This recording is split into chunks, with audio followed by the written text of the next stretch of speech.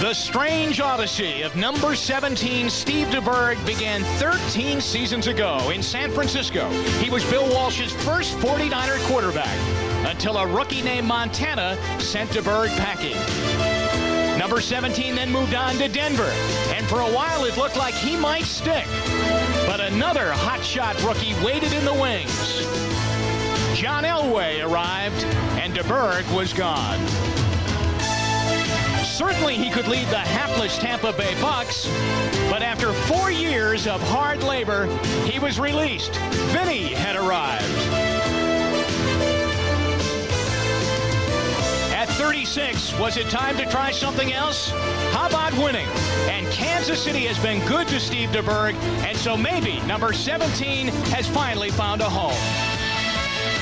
NBC Sports presents the National Football League. Today, it's the Seattle Seahawks versus the Kansas City Chiefs. Welcome to Arrowhead Stadium, everybody, for a very important AFC Western Division game between the Seattle Seahawks and Kansas City Chiefs. Both teams know a playoff berth. They'll need a lot of wins to get there. The Arrowhead Stadium weather conditions today, beautiful day, much different from last week when they played in cold, rainy weather here for the Raider game. It could be 70 degrees by the time the afternoon really moves along. AFC West, well, Kansas City with their win over LA last week, they're right there. Only one game back, in Seattle to make a wild card position. They really have to start winning. I'm Jim Donovan, along with Paul McGuire. Happy to be with Paul this afternoon. And when you talk about Kansas City and Seattle, they don't win at the other guy's place. It's that simple. Kansas City can't win in Seattle, and they didn't a couple of weeks ago. And Seattle can't win here, Paul. They haven't done it since 1980. 10 years. Isn't that unusual? You know, yesterday, Jim and I, we had a chance to talk to the players on both teams and ask them why. Now here, Kansas City goes to Seattle. Deberg throws 4 interceptions in a ball game, and Kansas City can't win the game with a great defensive team. Here they are down in Seattle. They hadn't won here in 10 years. They don't know why. They said, we just play lousy in each other's home field. It's that simple. It really is. The game plan should be pretty simple, too. Steve Deberg is here. They're winning. He'll do anything to win. But Dave Craig and Steve Deberg today will be handing the ball an awful lot. Both teams must run. Well, they've got 2 great backfields. But the thing about it is, when you talk to the coaches, they say we like to balance it out, 50-50 run and pass. That's not going to happen today. It'll be like 70 run, 30 pass. But the team that you see passing the football is probably going to be the team that's behind. All right, so the passing situation, that will be the big key in this ball game as we get set for Kansas City and the Seattle Seahawks. And listen to this crowd here this afternoon.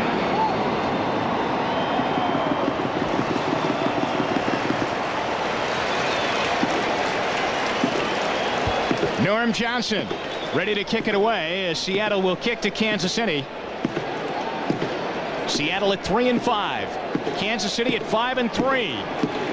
Seattle's got a long road stretch here now, so they must prove that they can win away from the Kingdom. And of course, they didn't even win in the Kingdom last week. A disappointing afternoon for Chuck Knox as they lost 31-14. Marty Schottenheimer on the other side had that must-win last week against Kansas City, but his offense didn't do much in that game. 9-7 was the final score. Fred Jones, Todd McNair back deep, Norm Johnson ready.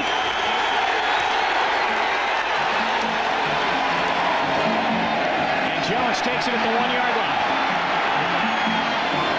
Brings it out over the 15-yard line to the 16. Good pursuit there. Tackle made by Joe Kane. Here's the Chiefs' offensive line. 2 rookies, Zada and Grunhard. Grunhard back in there. He didn't play last week after the death of his father, but he's back in the lineup this week. In the backfield, we see Christian Okoye there, but you'll see a lot of Barry Word, too. And there are the wide receivers. In passing situations, here's what happens. Todd McNair comes in along with J.J. Burden and Emil Harry. So here are the Chiefs 1st and 10 out over their own 15-yard line. Stephon Page in motion. It's Okoye. And Okoye goes out to the 18-yard line, and right away we've got a flag down on the play. So Okoye carries out to the 18, but a flag is down. And that's not a good start. Holding against Seattle, which will cost him 5 and a first down. Let's take a look at Seattle's defense right now. Really a veteran front 7, but they get David Wyman back in there. Here's the call. You're used to the hands. Today, number 71 defense, 5 yards, first down. Well, there is no number 71, so we'll just have to check and see on that. But David Wyman is in after he banged his knee up over the summer, so he gets into the lineup, and Darren Como goes to the outside. Then in passing situations, Como and Wyman come out. James Jefferson and a rookie, Robert Blackman, come in. And the secondary, there you see it, a veteran secondary playing this afternoon for Seattle. So it's first down and 10. Now they get the ball out over the 25-yard line. Fredo Roberts, the tight end, in motion. Again to the 31, where Rufus Porter brings him down. But there was a great trap play by David Lutz, number 72, and that's where that hole opened up and got Okoye a chance to get upfield. Lutz will come out to the left of your screen and watch that block on Jacob Green right here. This is where the hole is opened up. Now, Wyman is there, but Okoye breaks that. Christian is so strong, and when you tackle him, Nesby Glasgow told us yesterday, you go through him. You don't try to catch him, because if you catch him, he's going to drag you. Well, they got 7, second down and 3 now for Kansas City. So they go right back to Okoye. He's in trouble to the outside. And the Seahawks pursue well. Eugene Robinson comes up along with Rufus Porter again. And boy, that man Porter has got that great speed. You see it on a pass rush situation, but even he can string a play out too. And what you want to do with Christian Okoye is to get him going sideways. Once he makes that turn upfield, this is the smart way to play defense against a man this size. You don't want to let him get himself settled where he can square himself and now come upfield, because now you really have to take him on. If you can string him out and run him to the sidelines, he really doesn't have the power. So he comes out of there right now, and Todd McNair comes in along with Emil Harry as they go into their shotgun for the first time on third down, 3rd and 4. So Okoye lost one.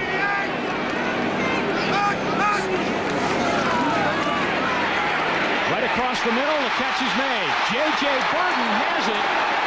Then he gets face masked out at the 35-yard line. It was Dwayne Harper, I believe, who got his hand up in the face mask of J.J. Burton.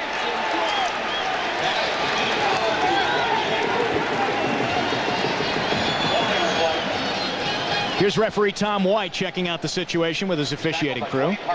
And J.J. Burton just runs a little delay coming underneath. There is no penalty on the play. The result of the play is a first down. Now, wait a minute. All right, let's watch this one. We're going to see it at the end of this, but J.J. Burton, he just delays and comes underneath. Now, he's going back away from the play. Harper is there. Now, they're looking down, and when they see it, he does. In defensive, Harper just grabs the shoulder pads. He missed the face mask, but Burton still picks up the first down. I thought he had given up the first down when he started coming. He started to go backwards there, didn't he? 1st and 10 out at the 35. Okoye. Good first down play out over the 41-yard line. Now, Jimmy, see, here's the difference with Okoye. When he runs a play like that, now he picks up 5 yards because he gets his body square and he goes to the hole. The play before, on that 3rd down play where he lost a yard, stringing him out is the thing that Seattle wants to do. You cannot give him a hole to run up into. Alfredo Roberts checks out of the lineup now at tight end. Todd McNair comes in. And Kansas City, with Okoye running the football, getting them 5 yards on first down, comes up 2nd and 5 at their own 41-yard line. 3 wide receivers.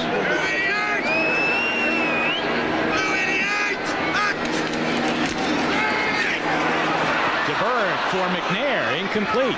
Coverage on the play by Nesby Glasgow, and so it will be 3rd and 5. And that's a timing pattern, and Nesby Glasgow read it perfectly. He was in great position. Had that ball not been thrown, if it had been thrown outside or inside more, Nesby Glasgow would have had the interception. Boy, he had a great game up in the Kingdome against Kansas City as he forced a fumble, came up with a bunch of tackles in the game. He recovered a fumble too. He had a Super Bowl game that day. It is 3rd down and 5. Once again, shotgun and 4 wide receivers in for the Chiefs.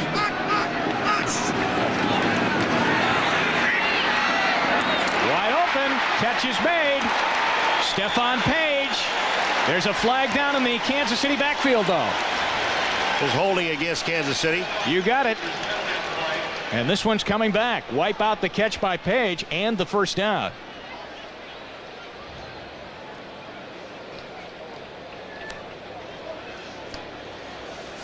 Stephon Page is such a great receiver. Holding, 79 offense, 10 yards, third down. That's Zot. But Stephon Page, I used to do the Kansas City Chiefs preseason games when it really, people were wondering, can Stephon Page make this football team? He was like their 6th or 7th receiver, and every time he got into the ball game, Jimmy, he scored, or at least had 2 or 3 long gains. Now they've got third down at 15, and again back into the shotgun. 4 wide receivers. Good time for Deberg. Looking for Rob Thomas down at midfield, incomplete, and Seattle does a good job defending there. A couple of penalties, though, on Kansas City on their first possession, in particular that holding call, and so they'll call on Brian Barker now to come into the game as Deberg leaves the field. And we're looking at a situation with 2 teams, and we talked about at the beginning that they want to run the football. They do not want to throw the ball. But more importantly, they do not want to be in a situation where it's 3rd and more than 3 or 4. Those are the numbers on Brian Barker. Back deep for Seattle, Chris Warren, standing back at his 25-yard line.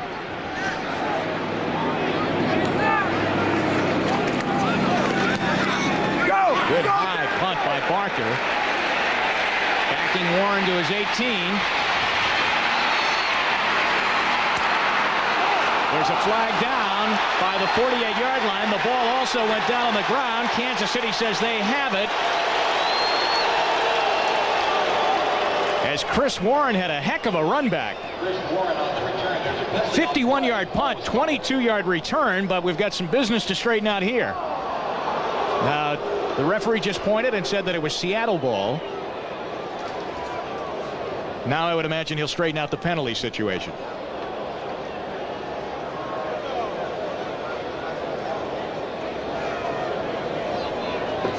So we got what? About our second, third conference here this afternoon. You know, it's amazing. I never can understand why it takes so long. One guy throws the flag. All he has to do is go to the referee and tell him who it's on.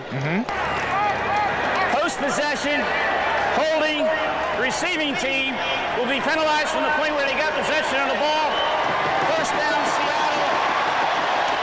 Timeout. Boy, Chuck Knox is red hot as they had good field position. But then the penalty on the Chris Warren return. No fumble on the play. But watch here, right there's Warren going down, Paul. Ooh. Well, when they replay that, it is a fumble because the ball comes out on the way down. Take a look at it right here. Now, he's not on the ground. Most importantly, look at his knees. His knees are not down. Here comes the ball out.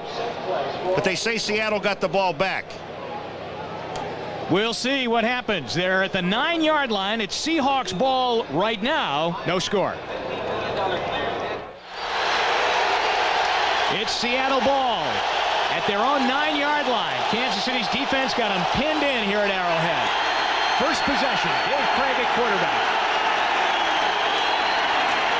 Derrick Fenner, nothing as he went to the right side. Let's meet the Seattle offense right now. A group that has their work cut out for them on this first start. Pretty good offensive line. A change made at right tackle. Ronnie Lee for Ron Mattis. Then in the backfield, it goes like this. Craig with that good backfield of John L. Williams and Derek Fenner. Blades, Kane, and McNeil. In passing situations, here's what happens. Fenner and McNeil come out. Paul Stancy comes in along with Jeff Chadwick. Second down and long. At the 10-yard line. Second and 8. John L. Williams, the lone back.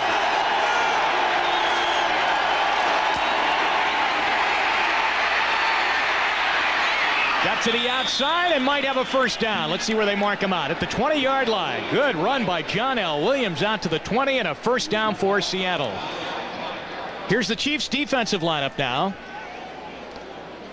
The front 7. Good and young, I think that's the way to describe them. They are very, very good with 26 sacks coming into this game. Percy Snow, their top draft choice out of Michigan State.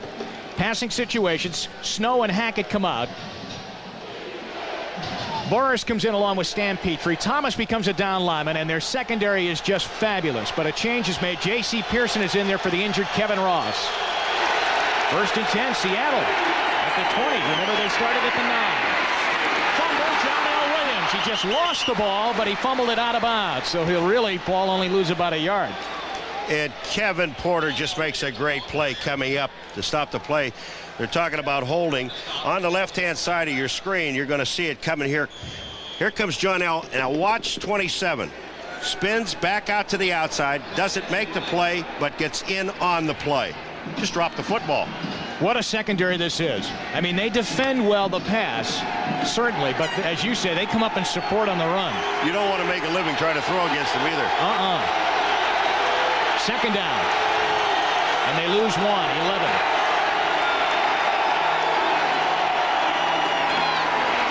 Derek Fenner off the right side. Pushes it out close to the 24-yard line. And we get a little pushing and shoving off the pack there as Ron Heller, the tight end, gets involved with Neil Smith and Albert Lewis. There is a flag down. The Seahawks are pointing that it is against Kansas City. Tom White, busy man here early at Arrowhead on this Sunday. They're going to wear the flags out early in the ball game. Personal foul, unnecessary roughness, number 27, Kansas, first down. Well, that's a big one on Kevin Porter. Well, you said they were tough. And mean, too. Yeah, they are. Out over the 35-yard line to the 38 and a first down. Here's our first look at our 10-minute ticker this afternoon. Whoa, look what's going on up at Rich Stadium in Buffalo. Phoenix 7-0 over the 7-1 Bills. And there's the rest of your lineup for this afternoon. Everybody jumps out in front of the Bills in the beginning. But then they'll come back and they want to win the ball game. Usually like right in the last 40 seconds of the game. Seattle after the penalty, first down. Wide open, John L. Williams, who now drops a pass. Remember, a couple of plays ago, he just dropped the ball on a running play out of his hands. Remember when we talked about this series? Yep. Kansas City, they can't win in Seattle. And Seattle comes down here. 10 years they haven't won here. And they say we beat ourselves. And there is a classic example. John L. Williams, who is an excellent football player, has pretty good hands as a back. He drops the ball running with it. Now a pass hits him in the hands. He drops it. These are just mistakes, and they are mental errors. I mean, there's a guy that leads the Seahawks in receiving with 40 catches on a year. 2nd and 10.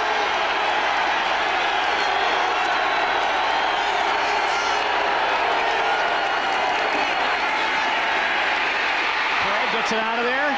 Fenner cannot hang on. There is another flag down deep in the Seattle backfield. And it looks like it could be holding. And it's going to be on Ronnie Lee, number 63. I mean, you can get your hands in, but you can't kind of throw them to the ground. They frown on that, and especially when the referee is standing right in front of you. What a tough first start. If it is indeed on Ronnie Lee, he comes in there, gets the start in place of Mattis, and has to go against this defensive line. Let's pick up the call. Illegal use of the hands, number 61 is declined. Well, holding, number 61 is accepted. 10-yard penalty, still second down. Well, they better get some numbers straight, because they've given us two numbers that don't even exist. It's 63 Ronnie Lee.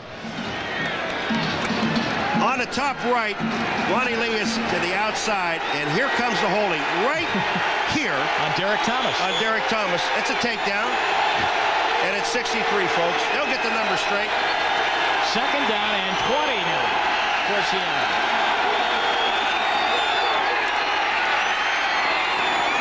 Looking for Tommy Kane, and it's incomplete. He got punished by J.C. Pearson and Dino Hackett. If Dino Hackett has one more step, he picks the ball off. Dino Hackett is the linebacker playing the inside. His job is looking for the crossing pattern, and he is in perfect position. Dino Hackett, number 56, coming out to the right. He's looking at the quarterback. Look at this. If that ball is 1 yard inside, it's his. So now it's 3rd down and 20, back at the Seattle 28. Hackett to the sideline as they come in with their nickel package now. No score, 8:20 to go, first quarter.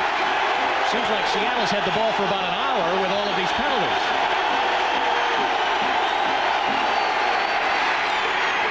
He better get out of there.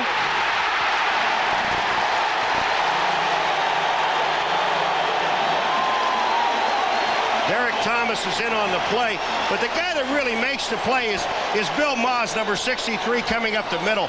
He just takes the lineman with him. Watch 63, Bill Maas. Now he moves up, and here he is. He'll come up, and he's right in Craig's face. He forces him out. Maas is there. They have two people on him.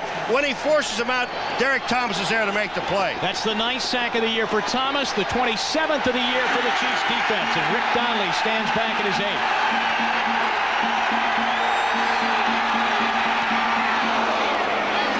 It's a good punt off. J.J. Burden calls for a fair catch, and he drifted and wandered all around the field to make that catch. A 47-yard punt by Rick Donnelly. It's a pretty good defensive battle, isn't it? Scoreless, 7:50 to go, first quarter. Second possession of the afternoon for Steve Deberg and the Kansas City Chiefs. No score. I'm Jim Donovan with Paul McGuire here from Arrowhead Stadium. Beautiful afternoon here in Kansas City. Ball is out at the 31-yard line. Timeout, Kansas City. Deberg couldn't get it called. He had Alfredo Roberts hopping all over the place at tight end. And Marty Schottenheimer will go over and he will talk with Steve Deberg. And Steve Deberg is saying, Marty, I don't know what we were doing on that play. I'll tell you what, we'll just have to talk it over with Joe Pendry, the offensive coordinator. Well, Alfredo Roberts lined up in the wrong spot, and then he tried to move Jonathan Hayes out, and it confused everybody. Well said, Paul, and we'll be right back. Nick Lowry on the sideline. It's not that cold. There's the best, but I mean, maybe the other kickers around the league should do that. He gets all dressed up there, keep his legs warm. Got a lot of crazy habits we'll touch on this afternoon. First down, Kansas City, and Christian Okoye sends them on their way close to another first down out near the 40-yard line. All right, you talked about Dave Wyman coming in. He hadn't played for a long time, and he's starting in the middle. And Dave Wyman's job is he's got to find Okoye and get him. Now, watch 92. He goes to his right. He steps up. He gets caught inside just a little bit too much. And then when Okoye comes down, he can't get himself squared up to hit Okoye. He tries to get an arm on him, and that's not going to do it.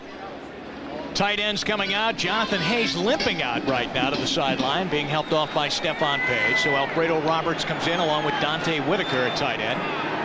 Second down, 1.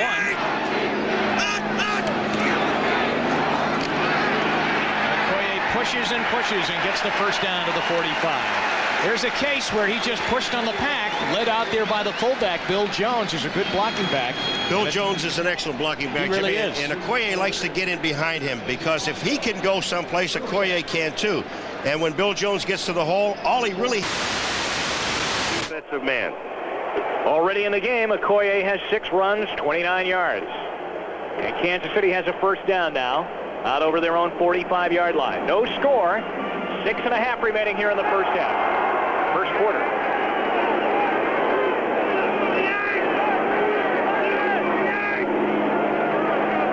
Ball is out at the 45-yard line. I understand we are right now without a picture here at Arrowhead Stadium. So Steve Deberg is back to pass. He's looking long for Rob Thomas down at the 15-yard line, and it's incomplete. Patrick Hunter was on the coverage for Seattle, as we'll switch to more of a radio call here for you this afternoon. And on the second down and 10 play, Deberg fired it out long to Thomas, and it was incomplete. He had him down there, but just a little bit too long. The best, I think the best play-action passer in football is Deberg. And that time what he did is he ran the play action which freezes the linebackers and also the weak side safety. Then he got the matchup that he wanted with Rob Thomas going downfield on Patrick Hunter one-on-one. When you get that matchup, you've got to go deep. It is second down and 10. The ball is out at the 46-yard line of Kansas City here at Arrowhead Stadium in Kansas City. No score between the Chiefs and Seahawks. Deberg gives the ball off right side. Here comes Christian Okoye. Gets away from a Jacob Green tackle in the backfield and gets the ball up to the 48-yard line before he's driven out on the Kansas City sideline by Como and Jacob Green. Green had him in the backfield but couldn't hold on. Jacob Green is going to be the most frustrated man on the field right now because Jacob Green broke free into the backfield and had Christian Okoye for about a 6-yard loss. And all Okoye did was stick his arm in Jacob Green's face, pushed him aside, and then picked up 3 yards on the play. So it is third down and 8. Once again, we are working on getting our picture back here at Kansas City. Kansas City has the ball out at their own 48 yards. And Steve Deberg in the shotgun. He's got Todd McNair in the backfield with him on the left sideline. And now we rejoin you with the pictures to put the sound together with you. Rob Thomas cannot hang on at the 50-yard line, nailed by Eugene Robinson, and Seattle doing a nice job on defense as they will send in Kansas City special teams now to punt the ball away. And that time Seattle sitting back in a zone defense, and Eugene Robinson, all he wanted to do is have Rob Thomas catch the ball in front of him. Rob Thomas bobbled it just momentarily. It gave Robinson enough time to hit him. Barker had a good first punt, as you saw. 52 yards. Chris Warren waiting down at the 10-yard line of Seattle. Fair catch, and hangs on at the 15-yard line. So Seattle will get their second possession, and we're all put back together here at Arrowhead Stadium. No score, 5:12 to go in the first quarter. We'll be right back. KC, San Diego, Thunder and Lightning. Next Sunday. Just about a full house in here this afternoon at Arrowhead Stadium as the Chiefs 5-3 really electrifying the town. Their real spirited play and the way they played last week against the Raiders. No touchdowns, though. 3 field goals win the ball game. You know, their offense hasn't played well now the last couple of weeks because, remember, before their bye, they went up to Seattle and laid an egg up there. 2 tight ends in the game for the Seahawks, Heller and McNeil. This is Derrick Fenner. We get a flag thrown as he spins out to the 21-yard line. Illegal motion. That's the 6th penalty already here in the first quarter. 6 total penalty. 4 on Seattle now. See, fullbacks are supposed to block. Illegal motion, offense. John L. Williams is a fullback. Fenner gets the ball, and his down. job is to lead the play. Now, we saw Jones leading the play for Okoye. Look, number 32, John L. Williams. First of all, he moves. Yeah. That's the motion here. Now, watch this block. It's devastating. Absolutely devastating. He almost touched his own man, which was, you know, I know that, you know, you can see red shirts, can't you? Yes. Back to the 10-yard line now, 1st and 15. They have not been blessed with good field position on their first 2 starts. Fenner. Nice run by Fenner out to the 19-yard line as he got away from J.C. Pearson on the corner and then cut it back for a big gain. Now, the difference now, John L. Williams blocks. So it enables Fenner to run. Here he comes at you. Number 32 is John L. Williams. Fenner's in number 44 behind. Here is the block. When you make the block on Albert Lewis, Pearson misses the tackle, or Fenner makes him miss, and they pick up about 9 yards on the play. 2nd down. And 7 to go for a first down. Back split in the backfield, Fenner and John L. Williams.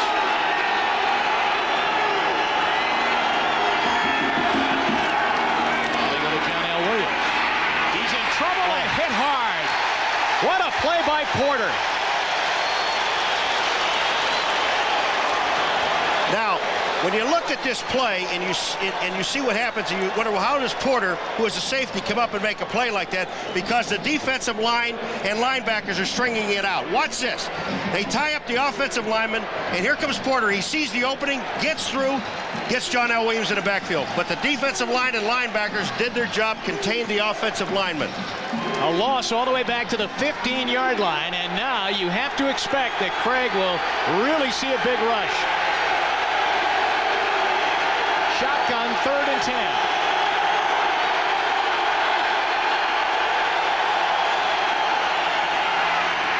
Look out! Derrick Thomas on the prowl at the 1-yard line.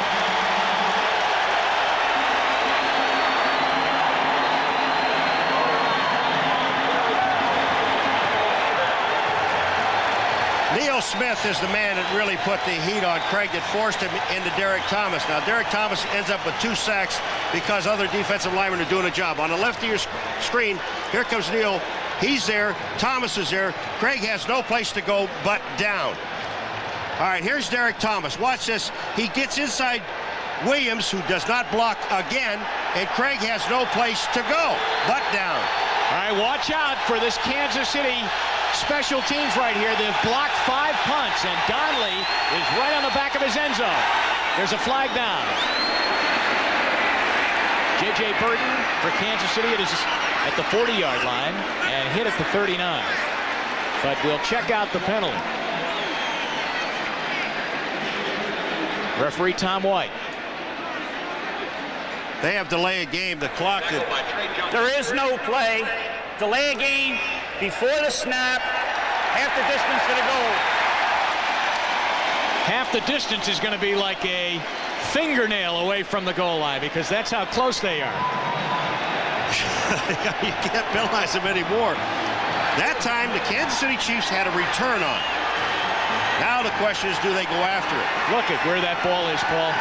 How far can he be punting? This is not a normal distance back, right? You're supposed to. Punters will get 15 yards, Jimmy. They like that 15-yard cushion back there.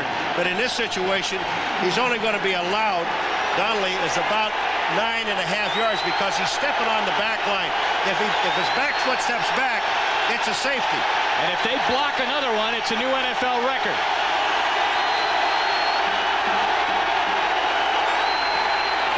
Did a heck of a job to get that off. And a spiral to boot. Bad bounce, though. And it hits Nesby Glasgow at the 32-yard line. Rick Donnelly, take a deep breath as you go back to the sideline. Well, his only job is to get the ball off as fast as possible. Don't try to be cute. Watch this. 2 steps and bang. He did a great job getting the ball off. Could not get extension of his leg. That's why the ball went so short. But the only thing they say is get it out of there. We don't care where you put it. Get it out. The defense is playing well. A 31-yard punt. Now, for the first time today, we see Barry Word in the lineup for Kansas City, spelling Christian Okoye. Bird on 1st and 10 at the Seattle 32.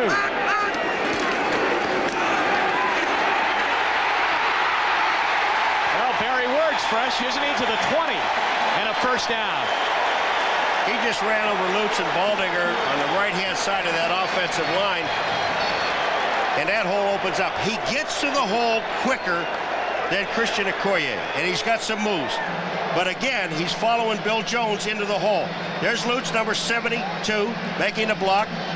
If they would have gotten the block downfield by Alfredo Roberts, number 87, Word might have had a touchdown. Boy, you're picking on all these guys that aren't blocking today. That's what their job is. You're supposed to block. A minute and a half to go in the first quarter. Fake, bootleg, throws it. Almost intercepted by Cortez Kennedy. The rookie from Miami, Cortez Kennedy, had it right in his paws.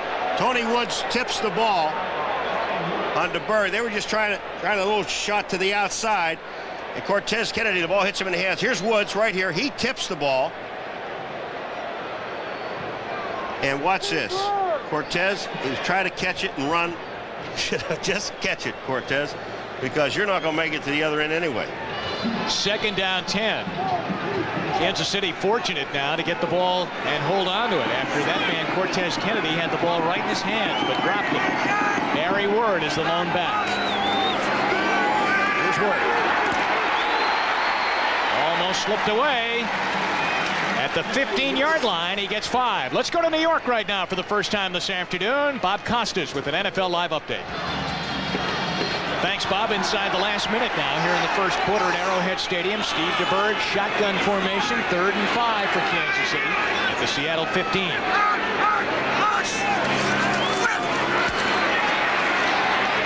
Stephon Page with a stretching catch to the 9. 1st and goal. Isn't he something? I mean, this pass is Stephon Page's because this ball was way outside of him, and he just dove and made the catch.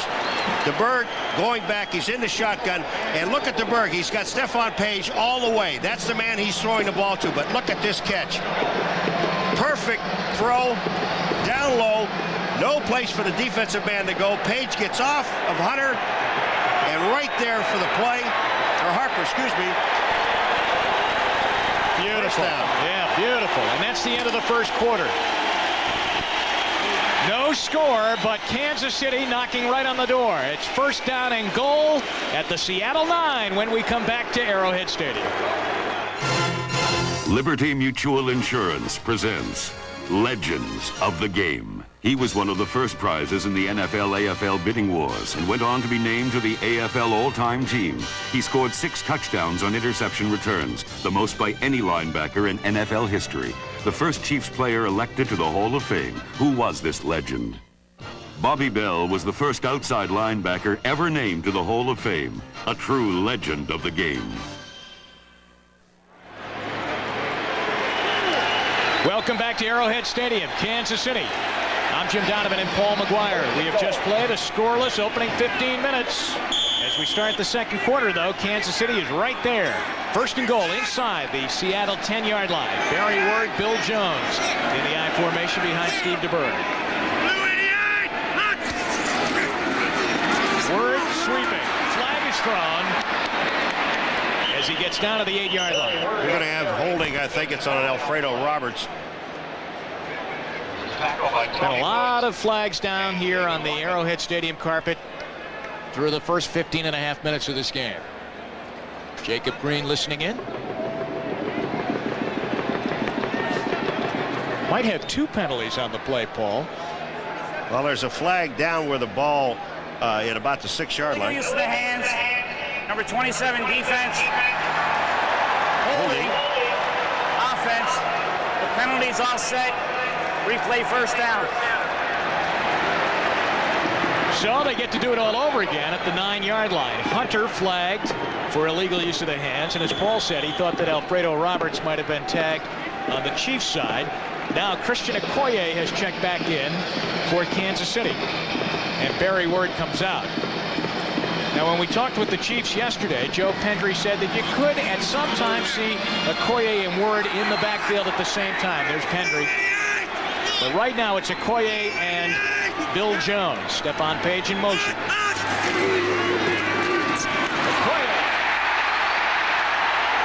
Hit at the 5, down to the 3. Dwayne Harper cut him off at the corner. Nesby Glasgow got hit because Bill Jones hits him, and Christian Okoye just bounces to the outside.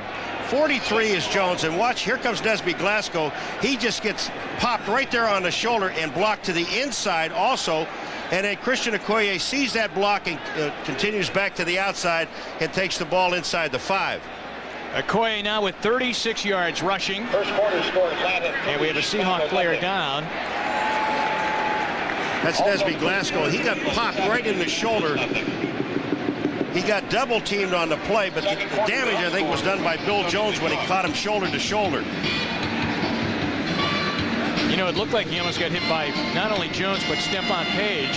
Yeah, They got him on each side. Yeah, Stephon Page came to the inside and was taking him inside, and Jones wasn't really supposed to block Nesby Glasgow, but he gets a piece of, watch Jones's right shoulder and Nesby's right shoulder. They hit right here is where the pop is.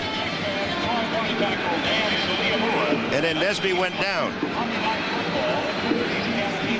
So Nesby Glasgow is down, and they tend to him on the field. We'll be back to Kansas City. Still no score here at Arrowhead Stadium.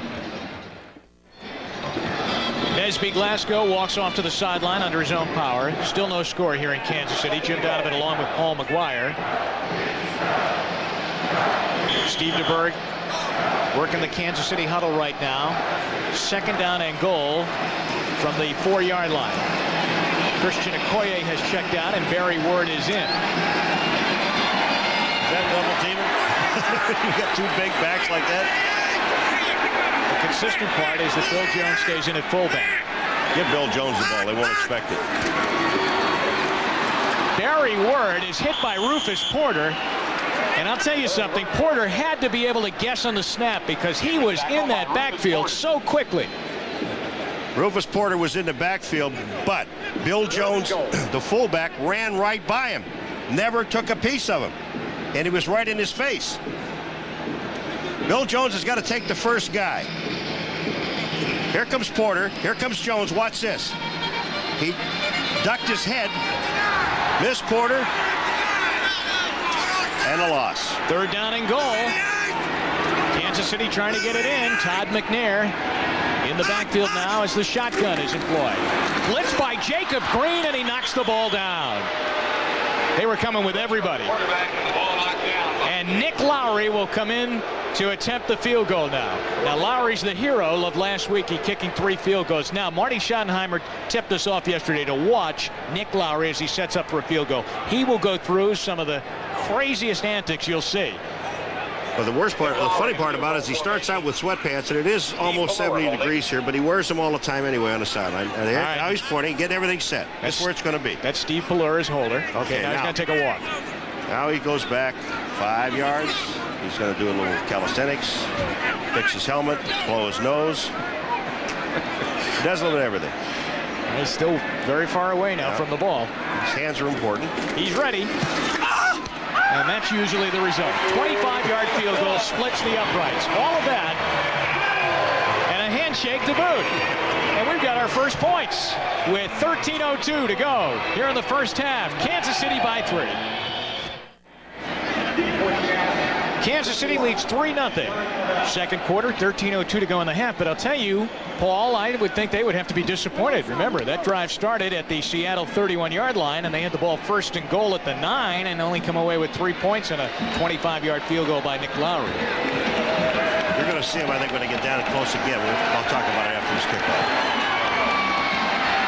The ball coming towards Derrick Lavelle of Seattle at the 6-yard line. Return by Lavelle out over the 25 to the 26-yard line. Now let's check the Xerox 10-minute ticker. Tied at the Meadowlands. Jim Kelly has 1 touchdown pass to Keith McKellar, and now the Bills have scored again to lead 14-7 and tied in Chicago. New England, Marvin Allen, they run in that game first score as they lead over Indianapolis. Rich Gannon scored for the Vikings, and Tampa Bay and the Saints are tied 7-7. And here in Kansas City, we are 3-0 Chiefs on a 25-yard field goal by Nick Lowry. Seattle with the ball at their 26-yard line.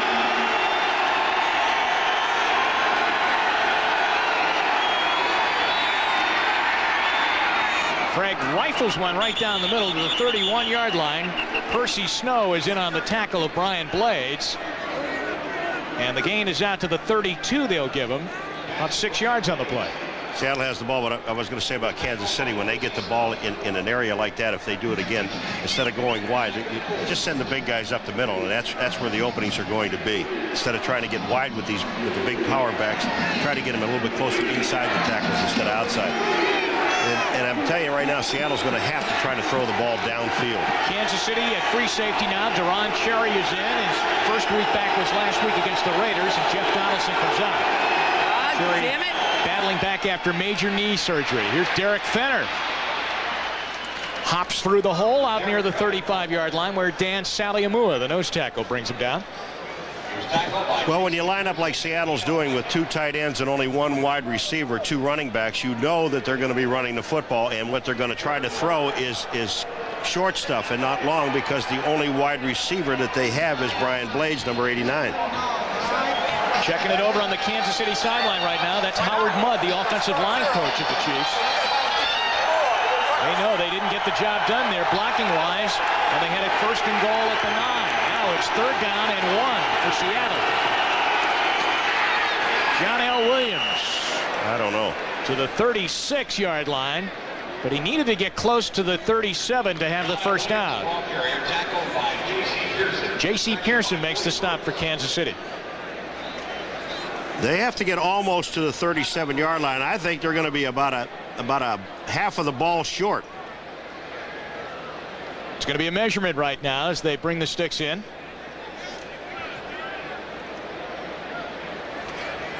And let's look. Well, they got it. They got it by about a half a football. Golly, had the markers wrong on the other side. That's why I missed it. Chuck Knox. He was eagle-eyed on that measurement right there.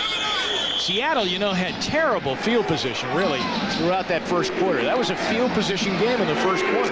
Kansas City kept backing them up. Seattle's punting from inside their end zone. But they weathered the storm, only giving up 3 points. Now let's see if they can move the ball as they get 1 first down. Now 2 wide receivers. Kane is in. Craig throwing on first down, and John L. Williams is wide open over the middle. Deron Cherry's the last man. And he gets him down at the 10-yard line. The official now is saying he's throwing a flag against the Seattle coach who had run down the sideline. That's Reggie McKenzie. And Brian Blades is hurt. He peeled back to block Derrick Thomas. Reggie McKenzie raced down the sideline, went well beyond the bench area and the yellow line that tells you don't go beyond that line. Well, let's go back and watch how John L. Williams was wide open. John L. Williams comes down. Derrick Thomas is trying to cover John L. coming out of the backfield.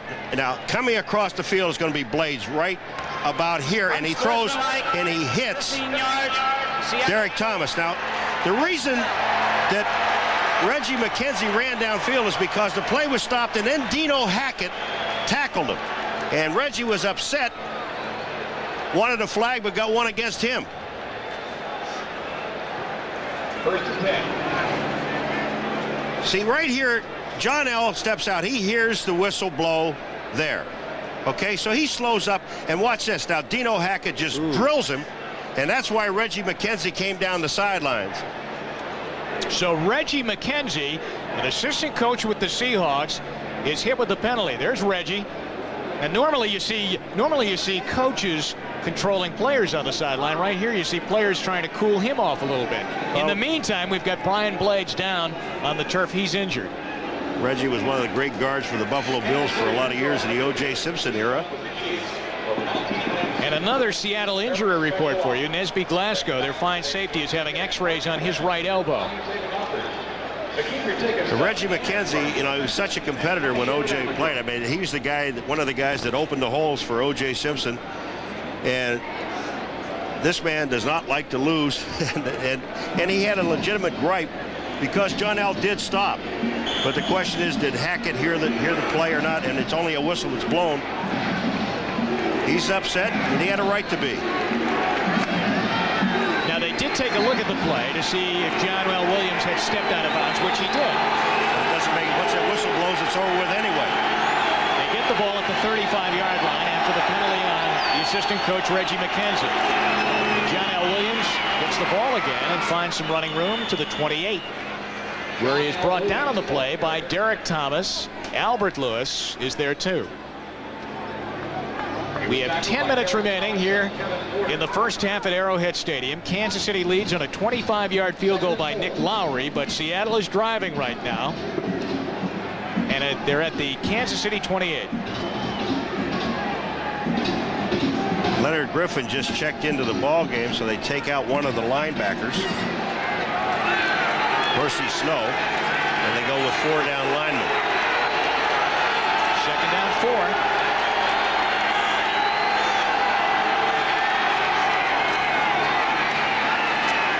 Craig's got Fenner open, but Chris Martin was right there. Makes the hit on him, and then Fenner dives to the 25-yard line. It's a good play by both players. Fenner catching the ball and then getting away and picking up about 3 yards. They're going to be about a yard short of the first down. Let's talk about Martin for a second, Paul, because when we met with him yesterday, he said that really what he's doing in that lineup right now, because he's a veteran, is he's kind of coaching along the 2 young players, Percy Snow and Derrick Thomas. I think the great thing he said about him, he said they don't realize yet how good they really are. And Martin's a pretty good one himself. Marty Schottenheimer said he had a Pro Bowl season last year on 3rd down and 1. No. What a hit. Sally Amore.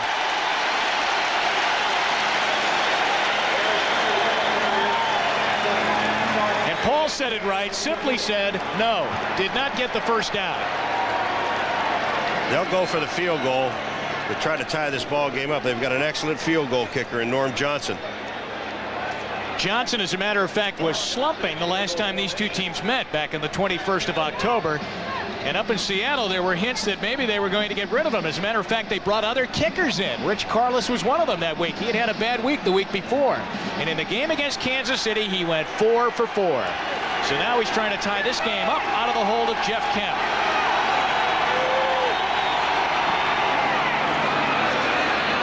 Right through the middle.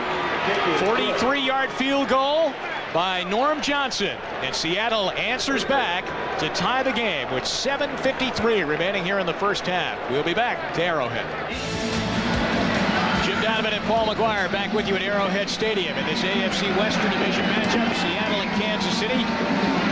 Norm Johnson's field goal of 43 yards has tied the game up, and here comes Fred Jones, just activated today. The rookie out of Grambling runs it out to the 21-yard line. Another check of our 10-minute ticker this afternoon as you follow along on Sunday number 10 around the NFL. Miami Jets game. Miami, the best defense in the National Football League halfway through the season. Steve Deberg in there with 7:44 to go here in the first half. Both defenses have been pushed a little bit and moved, but they have not given up the touchdowns.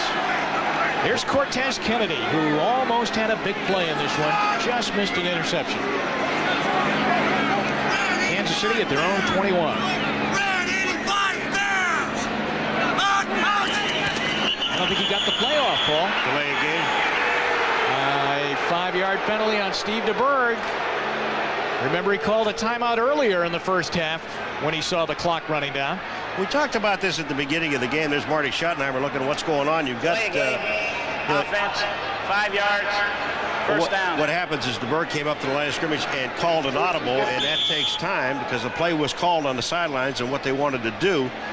But the biggest play the Kansas City Chiefs have made was that, about 8-yard pass to Stephon Diggs. Yeah, right. They got them first and goal. Seattle's was John L. Williams' run. It was called back because of Reggie McKenzie. Lots of flags here in the first half, as you see. Now it's 1st and 15. Deberg floats one out, and Rob Thomas makes the catch, and he only got about a yard. And suddenly, the Boo Birds are out here at Arrowhead. You got one guy clapping and 76,000 booing. But Deberg, that pass took a long time to get out there. So what happened to our running games here? Well, you're all of a sudden you start out in a 1st and 15 situation. What you're trying to do on first down, and what Deberg was trying to do on first down, is at least get that 5 yards back and then go into your running game. I still think their power on both these teams is running the football. 2nd and 15. Thomas again, and he's got it on a low ball at the 25-yard line. Patrick Hunter says he picked it off the turf. The official says no. Thomas makes the catch. Low ball inside. Do a lot of baseball, do you? Yeah. Well, they picked up 10 of it. Now they're in a 3rd and 5 situation. And you're still in a situation here where the Chiefs will throw the football. So that usually means that Todd McNair checks in, and he does, and they'll flip into the shotgun with 4 wide receivers. Tim Grunhard ready to snap that ball back. Up high, J.J. Burden with the catch.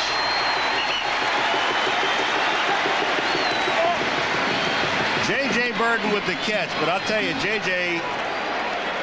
looking at Deberg, I said, get it down just a little bit. I know I'm going to get hit, and I'm paid to go up and get the football, but look where he has to go to get it. And he knows that he's going to get nailed as soon as he comes down. Patrick Hunter was there, number 27, but they did get the first down. Burden's a good story. He was a Cleveland Browns draft choice when Marty Schottenheimer was head coach, blew his knee out in minicamp. Was really out of football then as he tried to mend, and Schottenheimer took him here with him to Kansas City. Okoye to the 40-yard line, and that's a little bit more like Kansas City's offense right there. You've got to get Christian Okoye going straight upfield. Jacob Green, number 79, he just plays off the block here. Now watch Jacob. He knows that Okoye has already squared himself up. He comes back in and helps out on the play. That's just super play by the defensive end. 2nd down now. 5:25 to go here in the first half. Jacob Green made a nice defensive play on Kansas City's last series, batting down a Deberg pass. Alfredo Roberts in motion. And Okoye over the 40 to the 43-yard line. And they'll come up 3rd down and middle yardage again. I want just watching Jacob Green again. Now he comes upfield. He watches the tight end, Alfredo Roberts. He goes in motion, comes back, and that's one of the guys he has to be aware of. But as he was doing that, the guy that pulls out is Lutz, number 72. Watch this, and he sets up the block for him. Lutz just kicks Jacob Green to the outside, and Christian runs inside for about 3 yards. There's not much you can do about that. Third down now, and again into the shotgun on 3rd and 4. They're 3 for 6 on third down conversions. A lot of time for Deberg, but he cannot hook up with Emil Harry. And the Kansas City offense sputters again. Coverage by Robert Blackman. You know, it really is amazing when you're looking at Kansas City and Marty shaking his head. The one thing that Marty Schottenheimer told us yesterday is that they have to run the football and be consistent running the football. They haven't been able to do that. They've been able to put a drive together. And if you take a look at the passes that Deberg is throwing, there hasn't been a pass over 12 yards. Barker punts it away to Chris Warren. Takes it at his 15 and is hit right away. That's Todd McNair. 43-yard punt and 0 on the return. And Eugene Robinson, number 41, was blocking. We have a legal man downfield. We have a flag down. But Eugene Robinson was blocking McNair, and he got away from him and made the play. Just outstanding special teams. This is going to be wiped out, I believe. Yes, it is, as McNair, the second-year player out of Temple, makes the nice play on the punt coverage. But Tom White says, we're going to take it back, fellas. Ineligible member of the kicking team downfield, number 65. We will replay 4th down.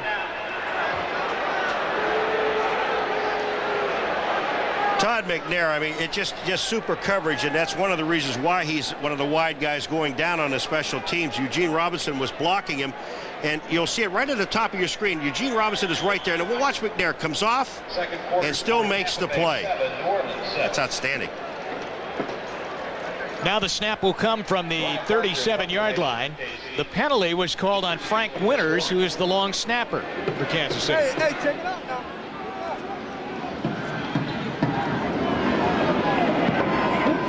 Boy, Barker nails this one. Warren back inside his 10. Well, they do a little bit better after the penalty, surprisingly so, because Barker nailed that one. They would have started at their own 15. But now the ball is out at the 21-yard line. Good job by the Kansas City punter, Barker. 3-3 here in the first half.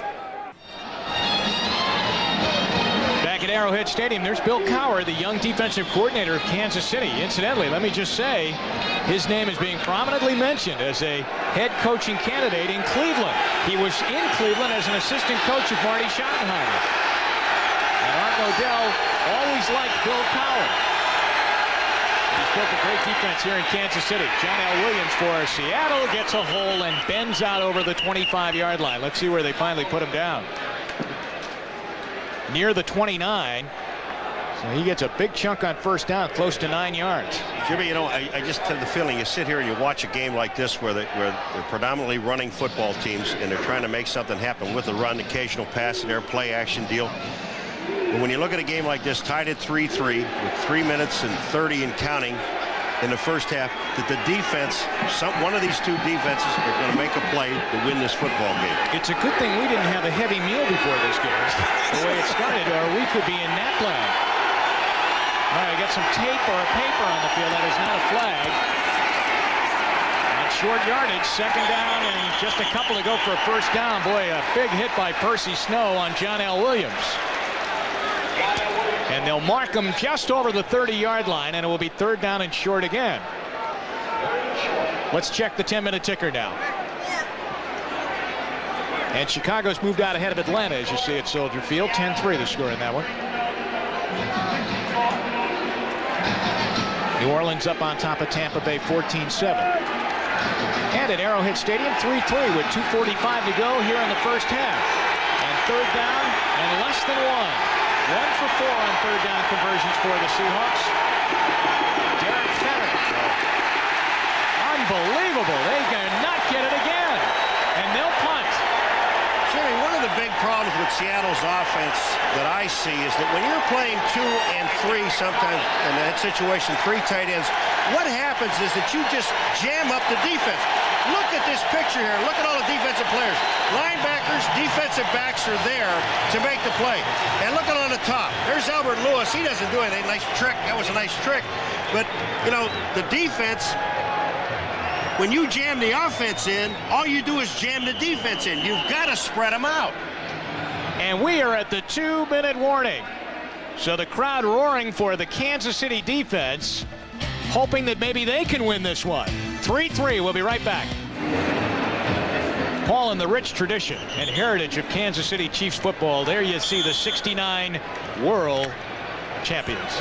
Yeah, that's actually the N and S are gone. Well, most of the N's got it too. Well, they just want to let people know that it was in a different country that they won it. Rick Donnelly to punt. There's a flag down because Danny Copeland got grabbed as he was rushing the punter. So Seattle's going to get nailed here. J.J. Burden on the return. There's a penalty on J.J. Burden returned it to the 21-yard line, but this one's coming back. Someone just grabbed Danny Copeland, number 25 for Kansas City, and hurled him to the ground, Paul. When you see a guy break free and he's coming up the middle, all of a sudden he disappears, it's got to be holding. The referee was right there. Derrick Thomas was also back there in the backfield. Of course, you gotta do something against these guys because they've blocked 5 already this year. It may have been on Rufus Porter. 97 on the kicking team. 10 yards. 4th down. All right, let's see if we can pick it up here. 97 in the white is Rufus Porter. And here comes Copeland right here. Now watch him, and he just grabs him right by the jersey. He goes down. Rufus, nice move though to get out of there, but it was he already had been caught. Now remember, this guy Rufus Porter went to the Pro Bowl because of his great special teams play. Well, that was great. One time you get caught, you know. It's always a good play if you don't get caught. 1 every 7.8 attempts. Here they come. Finally got it away. Driving J.J. Burden back to his 26. After getting flagged for the penalty, Rufus Porter comes back and makes the tackle of J.J. Burden out at the 34-yard line. A 54-yard punt by Rick Donnelly, who has handled the Kansas City special teams pressure very, very well. 1:39 left here in the first half. Kansas City with the ball in a 3-3 tie with Seattle, and they have 2 timeouts left from their own 34-yard line. Again, he's high on his throw over the head of Emil Harry, and Steve Deberg's having a lot of trouble throwing the football. He has not been on target all day long. Now, you know, we talk about this game, and it's been, if you like defense, it's a great defensive football game because both defenses are superb. You know why? There's only been, I think, close to 150 yards in total offense with both teams. Look at this, 158 yards total offense in the first half. And really, Seattle's, Paul, comes down to 1 play almost on the John L. Williams pass catch. That's right. Deberg 5 for 13, throwing the ball 32 yards. Double clutches. Oh, big hit. Robert Blackman sticks Emil Harry out at the 34-yard line. The rookie Robert Blackman with a nice tag. You know, you don't even throw this ball. I mean, because you're going to get your receiver killed. They just do not look good, and they're trying to hurry up the offense right now, and even that looks a little slow. Caught by Stephon Page. Near midfield and pushed back. They'll give him the 50-yard line, and the clock continues to run. We're under a minute. Hurry up offense. At that time, the reason that pass was completed because Deberg had all the time to throw the ball. We have 2 timeouts left. Rob Thomas to the Seattle 42-yard line. Now they got to burn 1 more. They got to use a timeout here with 40 seconds remaining. Kansas City will have 1 remaining as Deberg is trying to come up with some points here to give Kansas City the lead just before halftime. There's your score. Tied 3-3. Norm Johnson, Nick Lowry field goals. That's all that's up on the board. 40 seconds left in the half, and Kansas City's got 1 left. 1 timeout remaining. All right, but they still have 40 seconds. So if you're going to go deep on a play, just throw it in the middle of the field because in a prevent defense, the middle will be open. Take that long gainer and get yourself in position for a field goal. You still have 1 timeout. They're at the Seattle 42, and Jacob Green jumped offside. Rob Thomas has the catch inside the 35 of Seattle to the 34-yard line. I think you got to turn this down, take the play, don't you? You turn it down, take the play, because they picked up about 8 yards on the pass play. But again, if you take a look at the defensive secondary, the man that's going to be open is the guy coming across the middle, not running down it, but coming across the middle in a crossing pattern, because it opens up the defense. The penalty was on Eric Hayes. All right, we want to remind you, coming up at halftime, NFL Live, Bob Costas, Will McDonough, O.J. Simpson with all the scores and highlights from around the league as we get Kansas City with 32 seconds left in the half. J.J. Burton inside the 25, first down. That was a heads-up play by J.J. Burton, because he was in from the sideline marker about 16 yards. He just turned and got as much as he possibly could, but yet still get out of bounds. Now, Deberg is waiting for J.J. Burton to come into the middle a little bit. He comes in about at the numbers. Now, watch the move he makes back to the outside. Just a sprint, get as much as you can, and get out of bounds. Plenty of time. 27 seconds, and now they're inside the 25 of Seattle. Deberg giving it a shot to the end zone. Almost intercepted. Patrick Hunter was right there and almost made an over-the-shoulder catch. Deberg didn't have enough arm to throw the ball away. I mean, there was double coverage downfield, and Patrick Hunter almost makes the interception. Deberg is looking right to the outside. They ran a post-corner pattern, and here's the ball, and Hunter's the only one that has a chance to catch. If he catches the ball, it's an interception because he's in the end zone. 21 seconds remaining now in the half. Kansas City with one timeout left. And Patrick Hunter almost came up with the big defensive play of the game for Seattle. 8th play of the drive.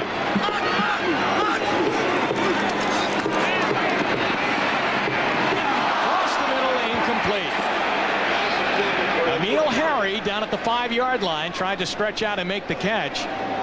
And now it's third down with 17 seconds left. Eugene Robinson was there, but that pass across the middle, had that ball been a little bit shorter, Harry would have had it. Now, here's Hunter coming across here, but look where the ball is. If it's there, there is a chance for the catch, and that's in the middle. You only have one-on-one coverage there. Back into the shotgun, 17 seconds left, holding on to one timeout in a 3-3 tie. Ball, and he gets down inside the 15 to the 12-yard line. It's a first down with 10 seconds left. And they have used the last timeout. They have used the last timeout, but when you see the quarterback take a timeout with 10 seconds left to go, obviously they want to get at least one more pass play into the end zone that they have time to complete before they kick the field goal. Otherwise, you let it run down to about 3 seconds and then call your timeout and take the field goal. Marty Schottenheimer conferring with Steve Deberg, first of all, to make sure that they had the first down, which they did. Now they use the last timeout. 40-second timeout. So they'll use the timeout to talk it over. And we'll take a timeout here to tell you about next Sunday here on NBC. More great football action, 12:30 Eastern Time. It's NFL Live. And most of you will see Merriam Butts and those rejuvenated San Diego Chargers collide with the tenacious defense of these Kansas City Chiefs right here at Arrowhead.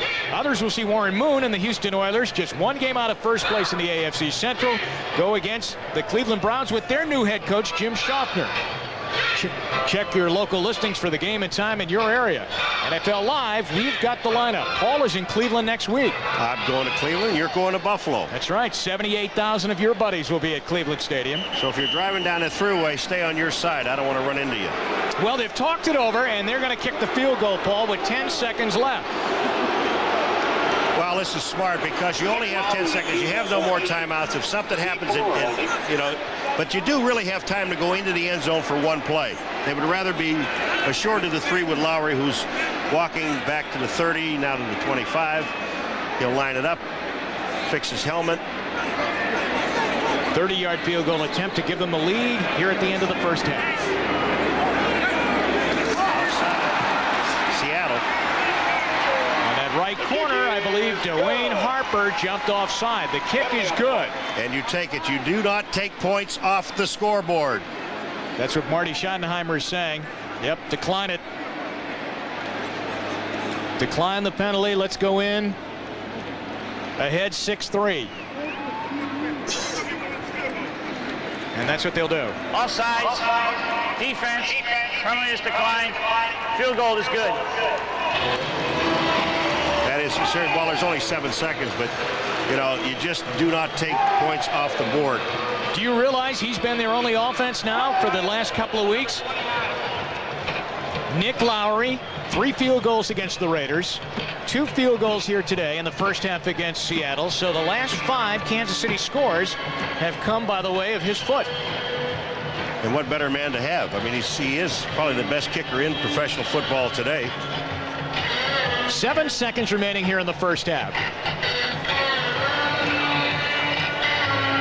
All right, let's go back now. All right, here's the field goal. Nothing spectacular. The hold is there. Lure has it. Follow through by Lowry. And right in the center of the goalpost. Doesn't get any better than that. See, I always think that spinning those laces, that's where I'd get goofed up. That's another reason why you were never a holder. A lot of people would be very happy that I wasn't. You know, people don't realize how important that is. You know, you've got 3 things that they're very important on a field goal. You got the guy that's snapping the ball, the holder, and then, of course, the kicker. And that holder is so important just to get the ball in the right spot because that's what the kicker looks at. He looks at a spot. 6-3. Kansas City in the lead. 7 seconds to go in the half. He squirts one on the ground. James Jones picks it up and runs it out of bounds at the 33-yard line. J.C. Pearson knocked him out with 3 seconds left and 1 play for Seattle. Did you see me yesterday with that onside kick? Absolutely. Let's go back to yesterday's Kansas City practice. Now, we just don't have the video because, by golly, I left it back in my hotel room. You did? Yeah. But anyway, Kansas City is practicing their onside kick. And Marty Schottenheimer yells for Paul McGuire to come out on the good hands team. Can you believe that, on the good hands team? So Nick Lowry squibs one on the ground, and doesn't McGuire make the catch? Picked it up and scored. Thank you. Forgot that part. Last play of the half.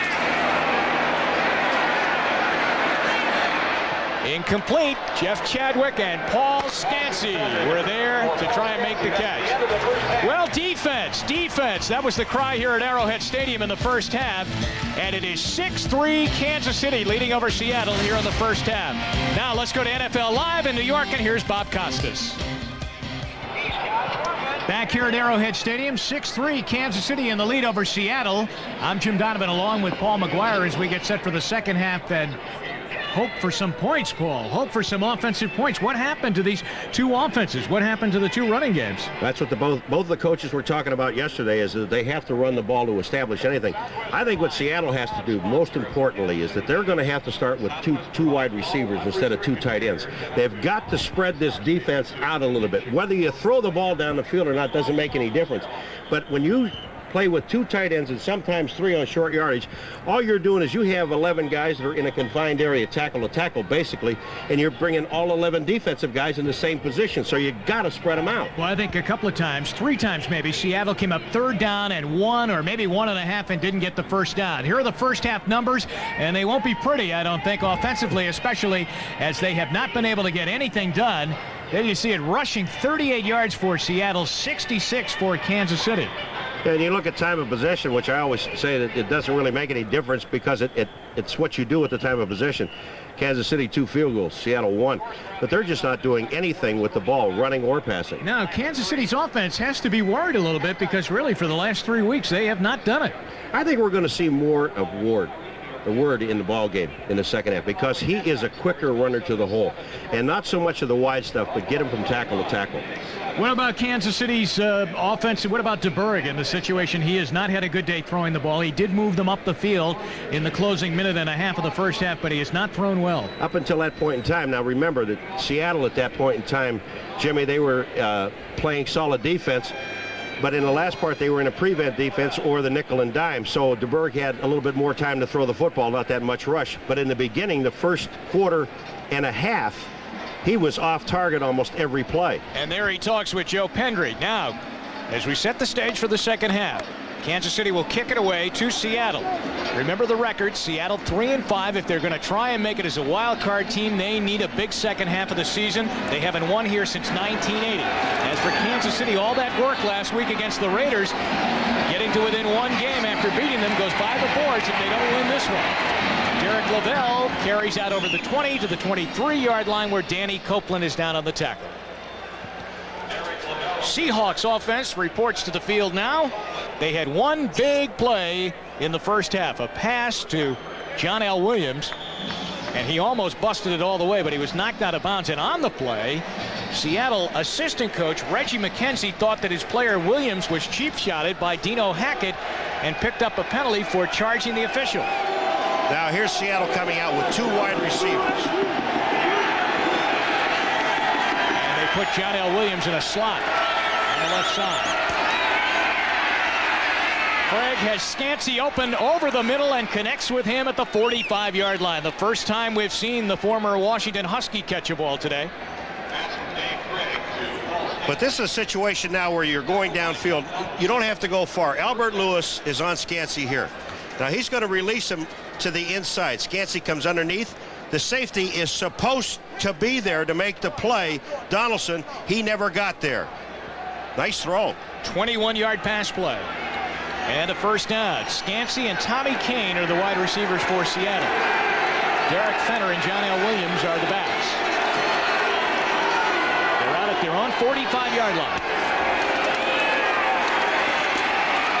A lot of time for Craig. And finally knocked down by Chris Martin. Chris Martin makes this play, and he's on the ground. He's being blocked. That time, Craig had all the time to throw the ball that he wanted to, and the defensive secondary of Kansas City just did the job. There was no one where to throw the ball. Look at Craig now, how much time he has. Nobody up the middle of him. Now, Martin is on the ground. Watch what Martin does. He rolls over on the ground and makes a tackle on Craig. Defensive coverage. Third sack of the game for the Kansas City defense, and they now have 29 on the season. Coming into today, the Dolphins led the NFL with 30. Second down, 15. They lost 5. Back at their own 40. Completes it to John L. Williams. Puts his head down and gets to the 45-yard line. Tackled by Chris Martin again. Saliamu was there to make the play. Now here's a defensive lineman, the nose tackle, that happened to be downfield at the time for that checkoff pass to John L.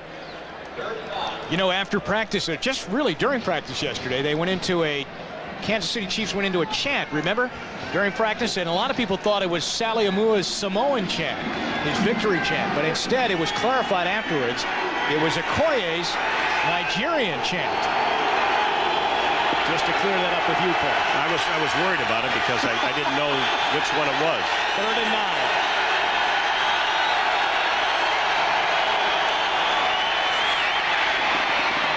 It's caught, and a lot of running room for Jeff Chadwick. He'll score. Touchdown, Seattle. 54 yards. When you have that much time, and Craig just stepped up and saw Chadwick coming across the middle.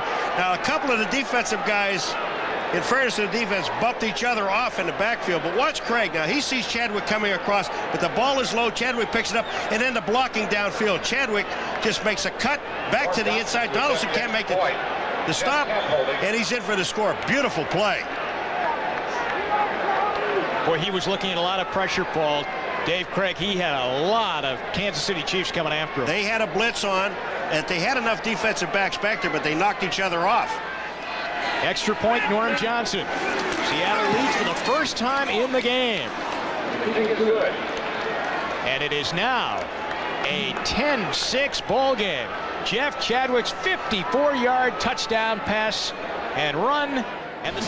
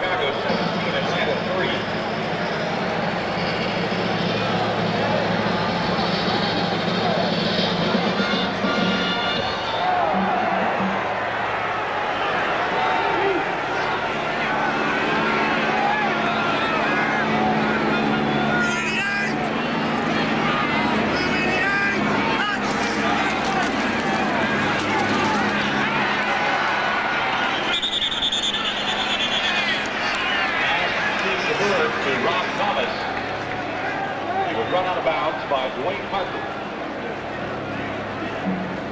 2nd and 1.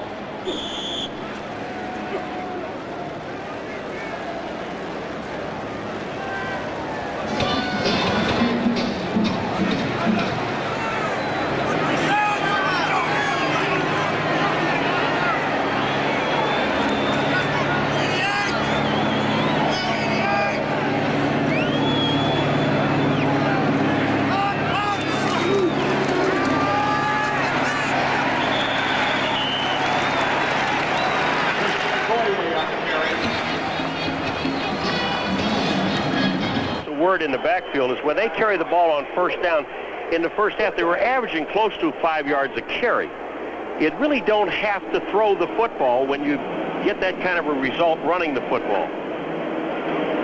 And then they kind of got away from that, didn't they? They did. They get back in, and then, of course, Deberg was way off in the first half. He was 5 for 13 at one point. Now it's first down out at the 34-yard line. Here's David Wyman getting his first start here today.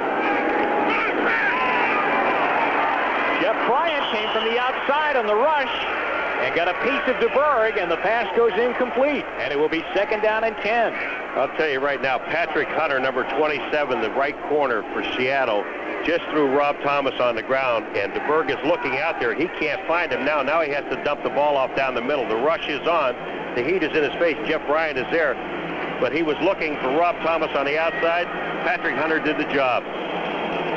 But again, you're on first down and you're running the football, but yet you come out and throw the ball. Now Okoye checks out, and Barry Word is the lone back in the Kansas City backfield on 2nd and 10.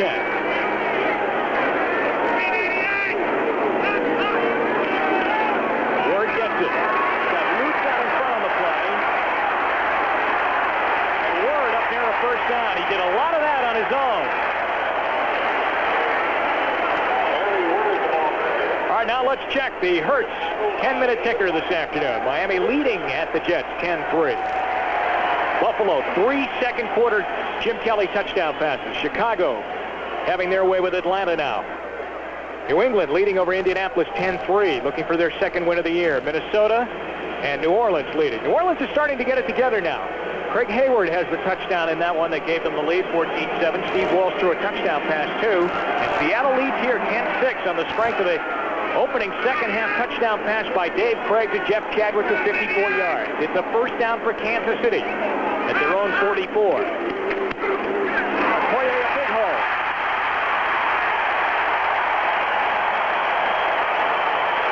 '40-yard line, first down. Well, we got the Kansas City Chiefs. Their coaching staff is right to the right, and I wanted to send a signal. Go ahead and run it on first down. That's okay, because this guy coming straight ahead now. When Okoye gets himself square, look at this. The hole is perfect. There's no such thing as a one-arm tackle on Christian Okoye. And you better wrap your arms around him. All right, we understand now we're having a little bit of an audio problem from Kansas City this afternoon right now. We're going to work on that to clear that up. 16-yard run by Christian Okoye. First down at the 40-yard line. Okoye again. Good push on the pass. He pushes right on that rookie offensive lineman, David Zott, number 79, who was his lead blocker on the play, and he gets down to the Seattle 37. But you know, Okoye, when he runs in on that play there, it looks like nothing. I mean, he hits the line, but with his strength, his leg drive, he picks up 3 yards on the play, and it looks like he stopped at the line of scrimmage.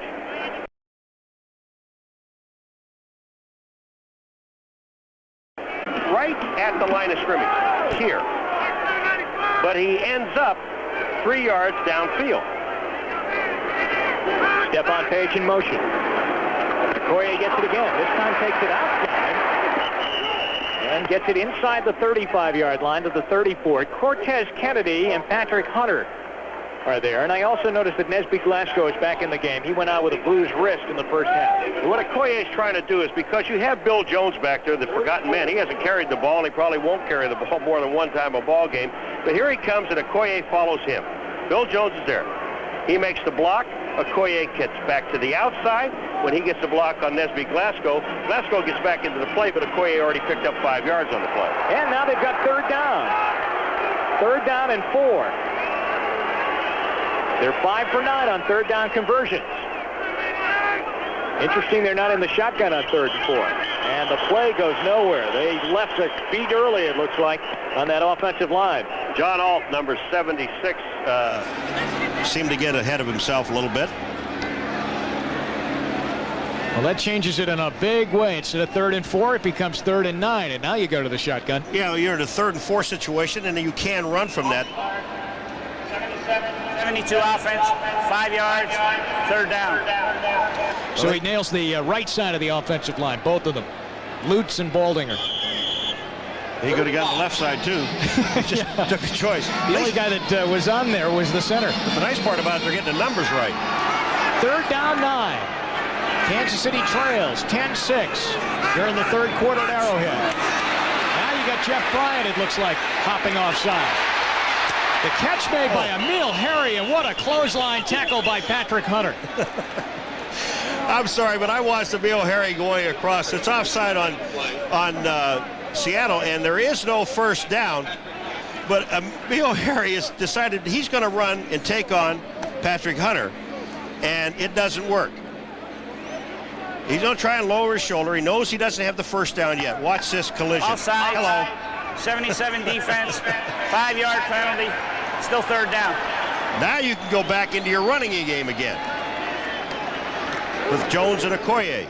Kansas City's will get the 5 yards back that they lost on the play before because Bryant was offside. As Deberg is in the huddle, Paul, Kansas City's offense has gone 8 quarters now without scoring. The last time they scored, as a matter of fact, was in the Kingdom just before the first half ended in that ball game that they lost 19-7. So it's more than 8 quarters ago since they've scored a touchdown. Now 3rd down. Okoye trying to get the first down. He does not. And the crowd did not like the play call.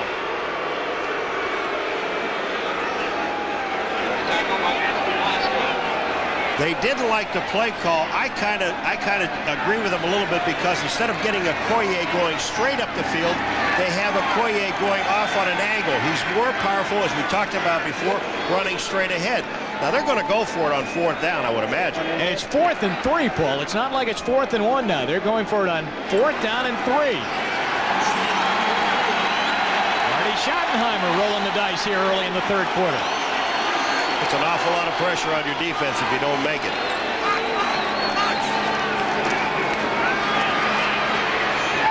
He's got it. Stephon Page did not want to go down after he made the catch. First down. Good gamble. It's always a good gamble when it works. That's right. They've got a great defense. They had a breakdown, and Chadwick scores a touchdown. But here comes Stephon Page now. He's going to come all the way across the field. He's going to leave Harper there, but that pass is right on target. And did you notice the way Stephon Page got his body square so Harper had no chance to make the interception or knock the ball down? 6:14 left here, 3rd quarter. The Chiefs go on 4th and 4 and get the first down. Now they've got it 1st and 10. Oh, he threw it on the wrong side of Thomas. Could be picked off. Let's see who they're going to give it to. No, they give it to Kansas City. That was a 50-50 ball, and Dwayne Harper was right there. So was Rob Thomas, but they say Thomas had it. When they come down 2 guys with the ball, it goes to the offense, and they're giving this to the offense. No matter whether Harper comes up with the ball afterwards or not. Kansas City's getting right up to the line of scrimmage. Here's the play so here. That, they get no replay. You're right. This ball was thrown on the wrong side.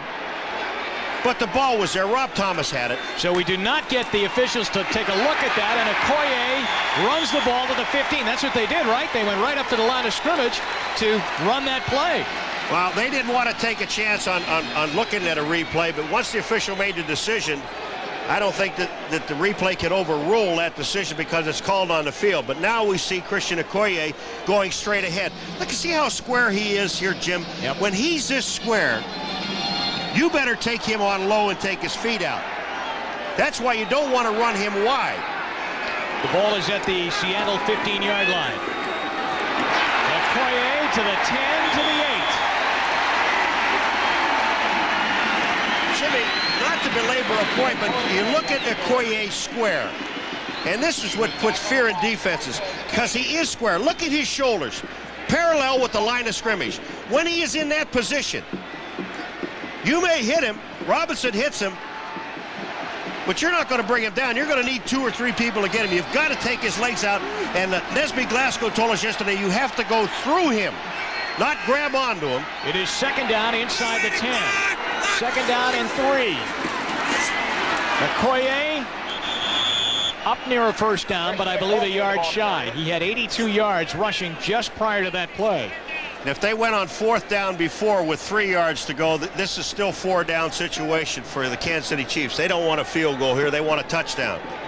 Marty Schottenheimer, Joe Pendry, the offensive coordinator in the red jacket. Here's Tom Catlin, the defensive coordinator. I like his beard. Thomas, I like your beard, man. He'd like a big defensive play right now. 14th play on the drive for Kansas City. 3:49 remaining here. Third quarter. Chiefs down by 4. Third down, 2. They've got to get just inside the 5 for a first down. And again, the play clock was running out, and Deberg has to call a timeout. Now, was most of the time used over on the sideline getting that play in, or were they just slow when he came up to the line of scrimmage? We'll answer that question when we return to Arrowhead Stadium right after this. 3:39 to go, third quarter. Back at Arrowhead Stadium, Jim Donovan and Paul McGuire. 3:39 to go, third quarter. Chiefs are coming up, third down and 2 inside the 10-yard line at the 7. 13-play drive. Would you dare give the ball to Bill Jones? This is the 14th play after they have to use the timeout as the play clock was running down on Deberg. Okoye, and I don't know if he got it, Paul. He had to get right to the 5, and they spot him short, I believe, at the 6. Right back again. So they needed 2. He got 1. You go for 1 more on 4th. Remember. And the crowd's saying go, and they're going to kick a field goal. If you go on 4th down at the 30-yard line, and now you only have a yard to go, and you were 4th down and 3, why not go down here? You're going to give Seattle the ball if you don't make it at the 5-yard line or 6-yard line. All right, remember, a quarterback does hold here. That's Steve Deberg. Holding for Nick Lowry as he goes through his ritual of sighting down that field goal. He's 2 for 2 in the day. This is to get them into within 1. Had trouble with the hold, but Lowry's kick is good. Rarely do they boo 3 points. But they just did right now. Lowry has all of Kansas City's points, just like last week, but that's still 1 short of the lead. We'll be right back. Nick Lowry's 3rd field goal of the game, a 24-yard field goal. Kansas City now has it within 1, 10-9. Let's go around the league quickly before Lowry kicks us off here. And the 10-minute ticker, the Hurts 10-minute ticker. Miami leading over the Jets 10-3. Buffalo now their lead down to 7. Chicago well in front. Indianapolis within 4. Minnesota leading. New Orleans blowing out Tampa Bay in the Dome 28-7 in the third quarter. Finally, New Orleans settled on a quarterback. Steve Walsh is their guy.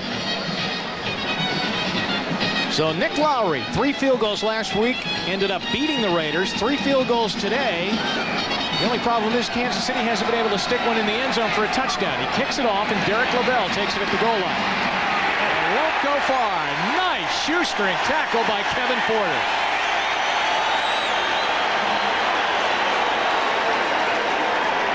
We'll be right back to Arrowhead Stadium. 2:37 left here in the third quarter. Seahawks have the ball when we return. Seattle has not won at Arrowhead Stadium since 1980. And with 2:37 left to go here in the third quarter, they lead Kansas City 10-9, and they're at their own 15-yard line. First and 10.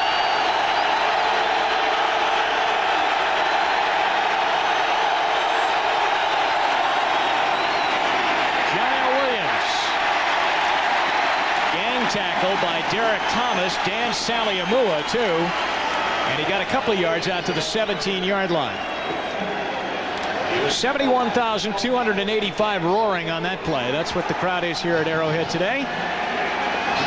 We have a situation here where Seattle came out in the second half, this thing that we talked about at halftime, Jimmy, where they have two wide receivers to spread the defense out a little bit, and that's something that you have to do. At that time, John L. was supposed to go to his right, but cut it back in, and you're cutting back into the flow of the defense. 2nd and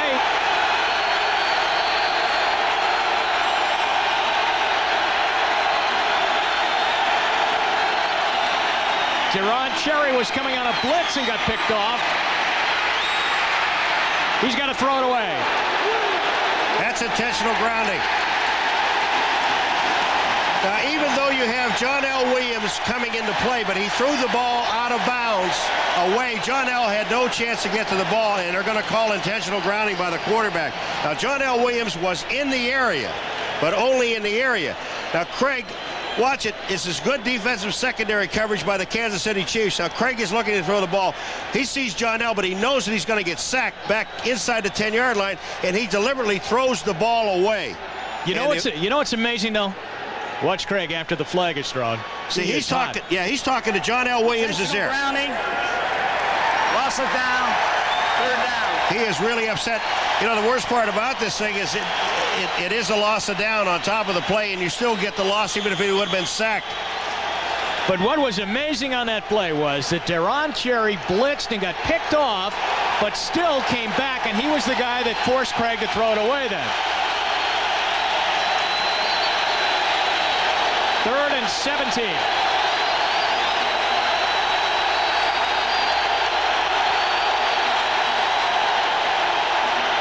Oh, what a hit!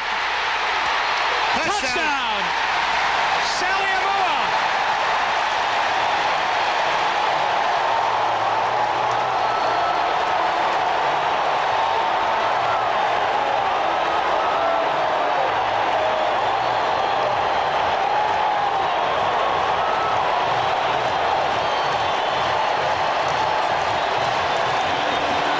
A flag in the end zone, and I believe it's Derrick Thomas, the shot in the back, and Craig, that ball went up in the air and just drilled David Craig. Saliamua picks up the touchdown, but Derrick Thomas, what a shot. Nobody touched him.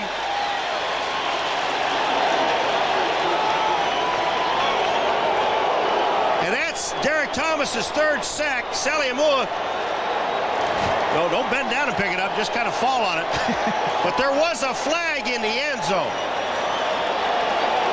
I believe it was because of the extra spike of the football.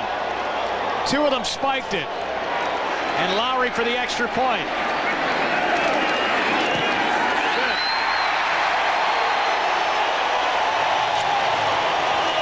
Remember in the first half I said a defensive play may turn this ball game around, and it's done by the defense. Let's go back and check out that possibility of why the flag was thrown. All right. There's Saliamua. He's got the touchdown.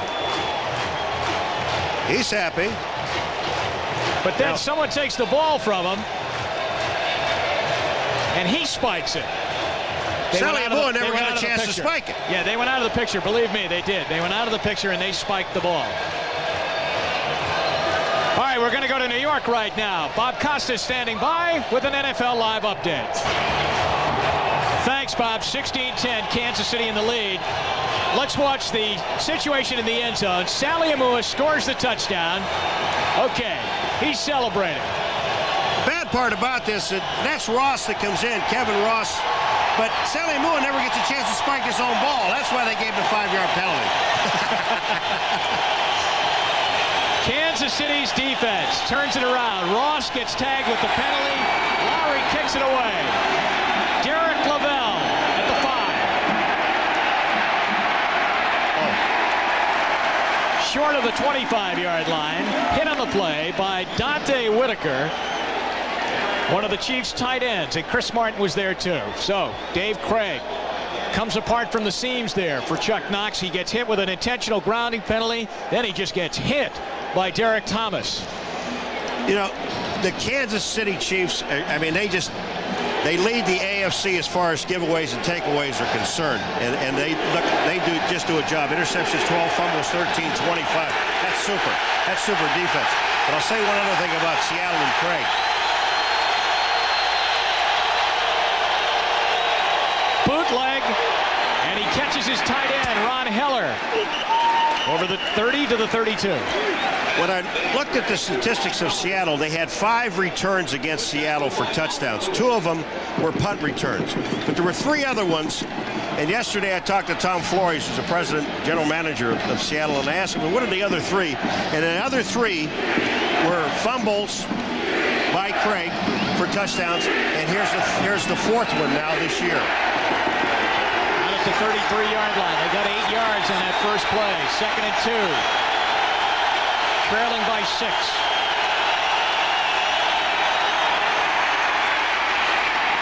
Fenner to the 34-yard line, maybe the 35, and near a first down. Derrick Thomas is hurt, number 58. He got blocked. And he limps off the field right now. There's Thomas, the man who really is responsible for that touchdown as he blindsided Dave Craig.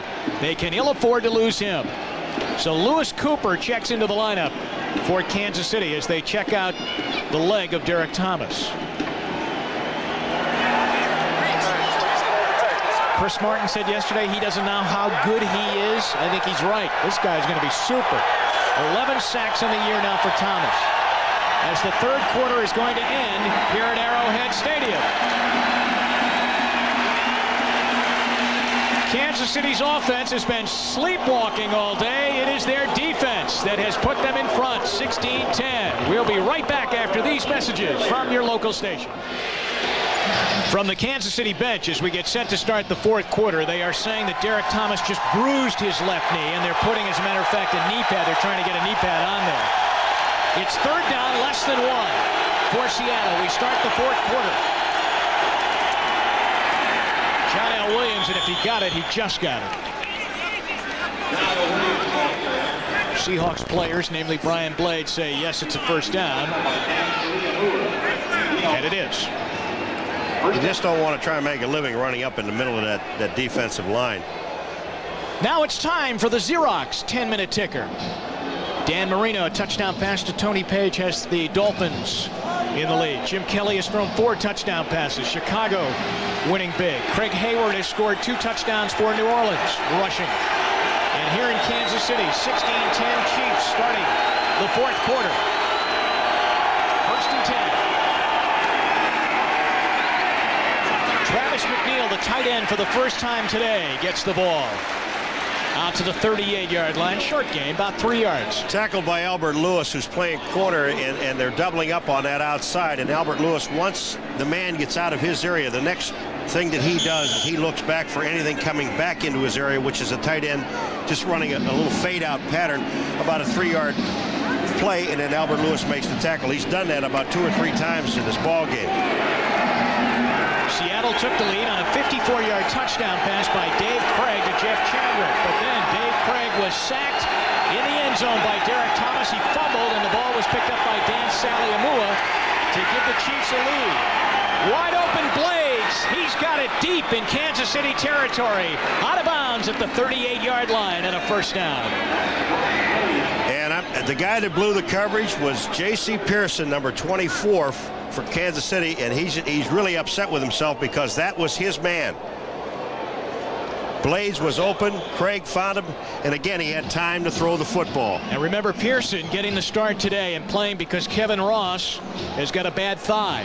Now here's the play, and Craig looks to the outside, and he sees Blades.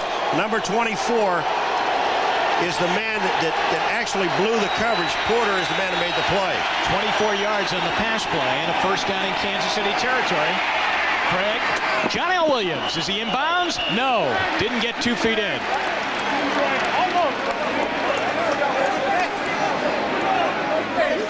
Dave Craig wants to take a look at it. Look at him come up pointed.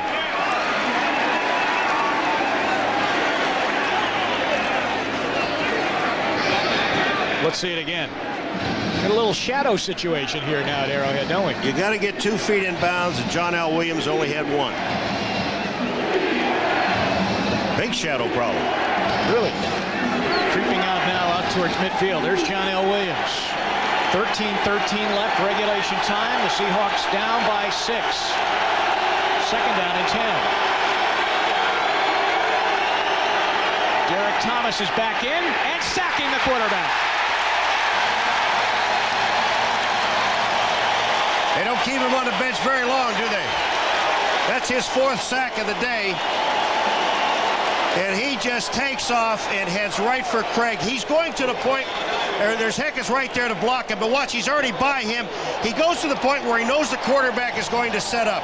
And Derrick Thomas he was there when Craig gets there. Watch when Craig sets up. Just as he sets now, here's Thomas. You know, I wonder if he knew that he had checked back in. Because I'm sure he would have been a little quicker if he knew 58 was back in there. You better be aware where 58 is, and that's Derrick Thomas. Third down.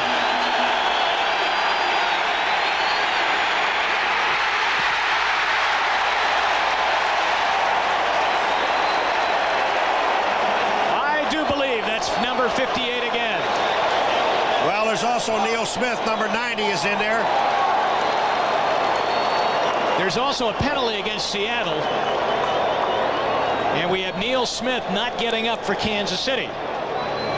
So we got a little business to take care of here as Tom White will call the Chiefs over to decide about this penalty. And Neil Smith was down on the bottom of that pile. Thomas was on top. Smith was on the bottom. Holding. 65 offense. Penalty is declined. 4th down. Edwin Bailey. All right, this time when Craig goes back, Derrick Thomas is going to be there. Smith is going to be there. Now, here's the holding penalty right here. It's on Derrick Thomas. But Neil Smith is at the bottom, and Derrick Thomas is at the top. And I just don't see what really happens to Neil Smith, but so that'll give Thomas 4.5 sacks for the day. But here is the holding penalty by Bailey right here. And the official is right on it. He's got him by the arm. Neil Smith comes in. And it may be just hit his head on the carpet.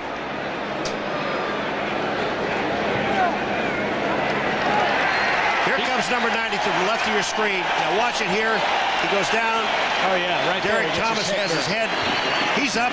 Neil Smith is up. He's fine. Smith is going to get that sack.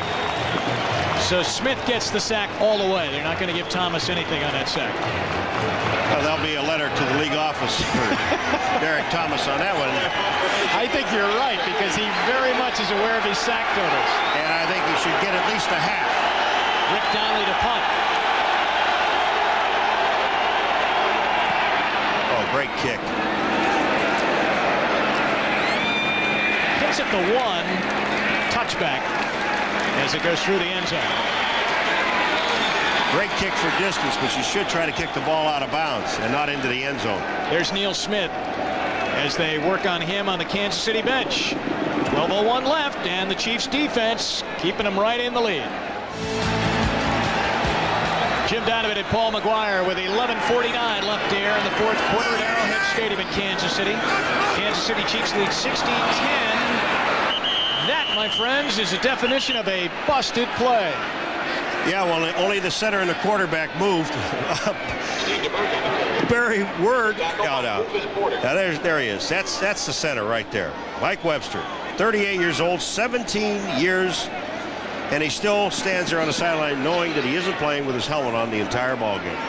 He started last week against the Raiders. Imagine after not playing for a long time, getting the start against the Raiders. He was in there for Tim Grunhard, who missed most of the week of practice. He was at his dad's funeral in Chicago. He's always ready. And Webster played very well in that game. Grunhard's back in there today.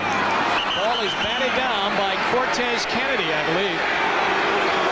It is Kennedy with the knockdown. And the fans are booing again. Better flash that score up again for him. It's 16-10. Yes, but their offense still has done nothing. I think they enjoy it more when they're on defense. You know, it's so obvious in a busted play, though, that, you know, here you are, you're getting the ball back after a timeout, after the kick, first down. You should have your signals together, and you don't. 3rd down and 13.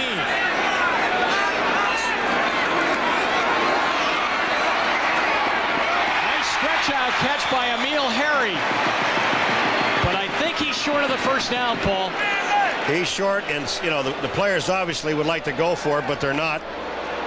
And Seattle's defense does their job. 3 plays and out for Kansas City's offense, and they'll hand the ball back over, and Marty Schottenheimer's offense cannot find any kind of real rhythm here today. Emil Harry makes a great catch again, but you know Deberg has really not been on target all day long. He's had a couple of pass plays, yes, but most of the catches the guys have been making, they've been doing it basically on their own. Barker to Chris Warren of Seattle. Oh, there's a clip. And again, Warren, for the second time today, will have a good return wiped out.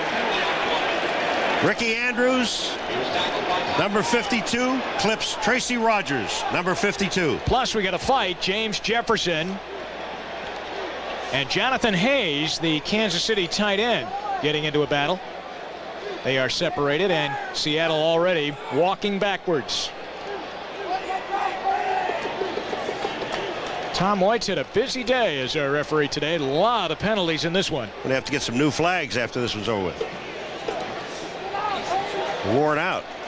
You know, they got a little weight or something in those flags.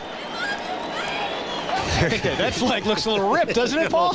Well, they're stepping on it. Things have been out of his pocket enough. That darn turf. Illegal block above the waist in the back by the return team during the return. 10 yards. First down. Timeout. Chuck Knox disappointed on the way that everything's gone. Here's 52 on 52. And that is blocking in the back from behind, above the waist below. Chris Warren going down on the tumble. That's what's left in our game. 16-10. All right, that tells you a lot. Seattle has only run the ball for 43 yards, and they've lost 47 yards, being sacked 6 times. First and 10.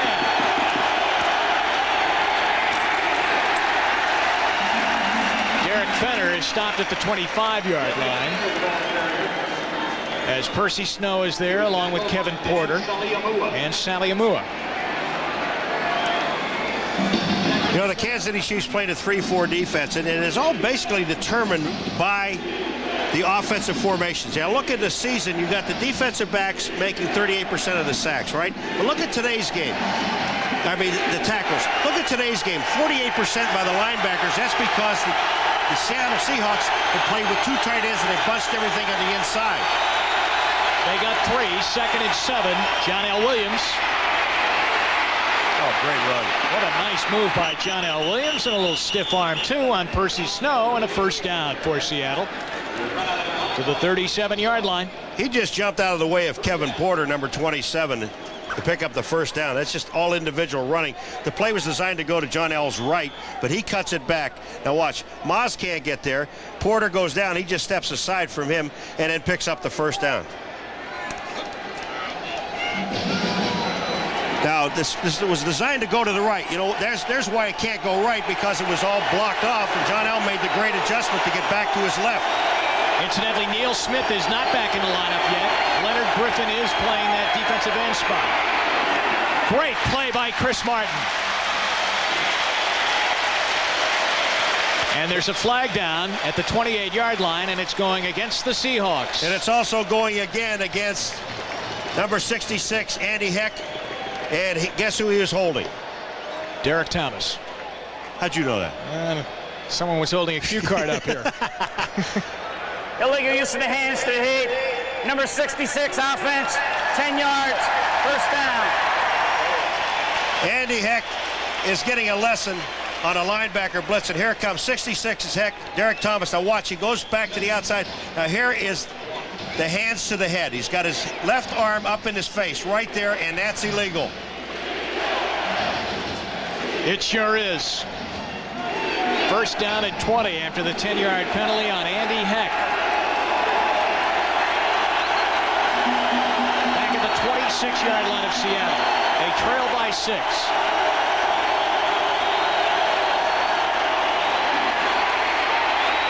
There's another flag down as Craig scrambles and slides when he saw Percy Snow come into the picture. And I think this one's coming back against the Seattle offensive line, too. Yes, sir. It's another holding penalty.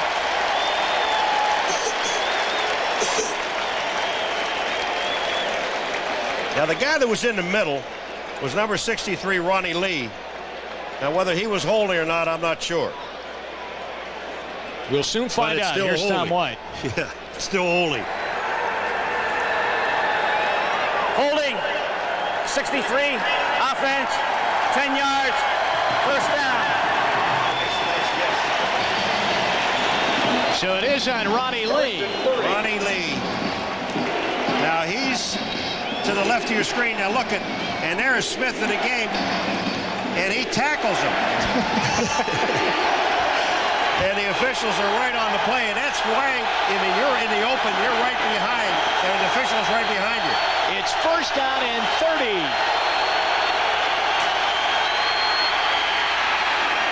Well, that ball came off his hand funny, didn't it?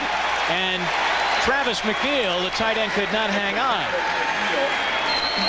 Didn't that look a little strange coming out of his hand? It looks strange, and I'm going to tell you something, Travis is kind of glad he didn't catch it because Kevin Porter was sitting right there. Here's Craig coming out. Remember, he's had a few balls slip out of his hands in his throwing career. This ball just looks like it's pushed out, and it is coming out. He short-armed it, and the ball almost didn't get there. Have we seen a screen pass today? We have not seen a screen anywhere, have we? No, we have not. Second down and 30. 8:35 left here, and the Chiefs leading by 6.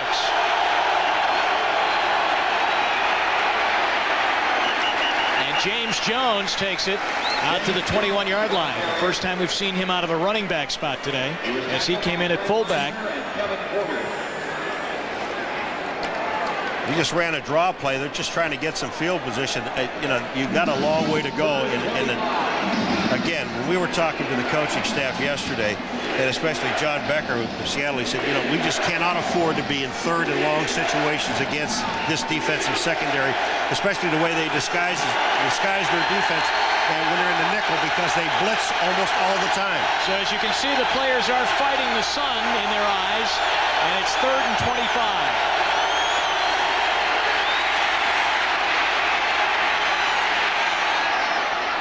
It's caught by Blades, but short of the first down as he got out to the 46-yard line. Still a heck of a play by Craig to get out of that pocket and step up and throw.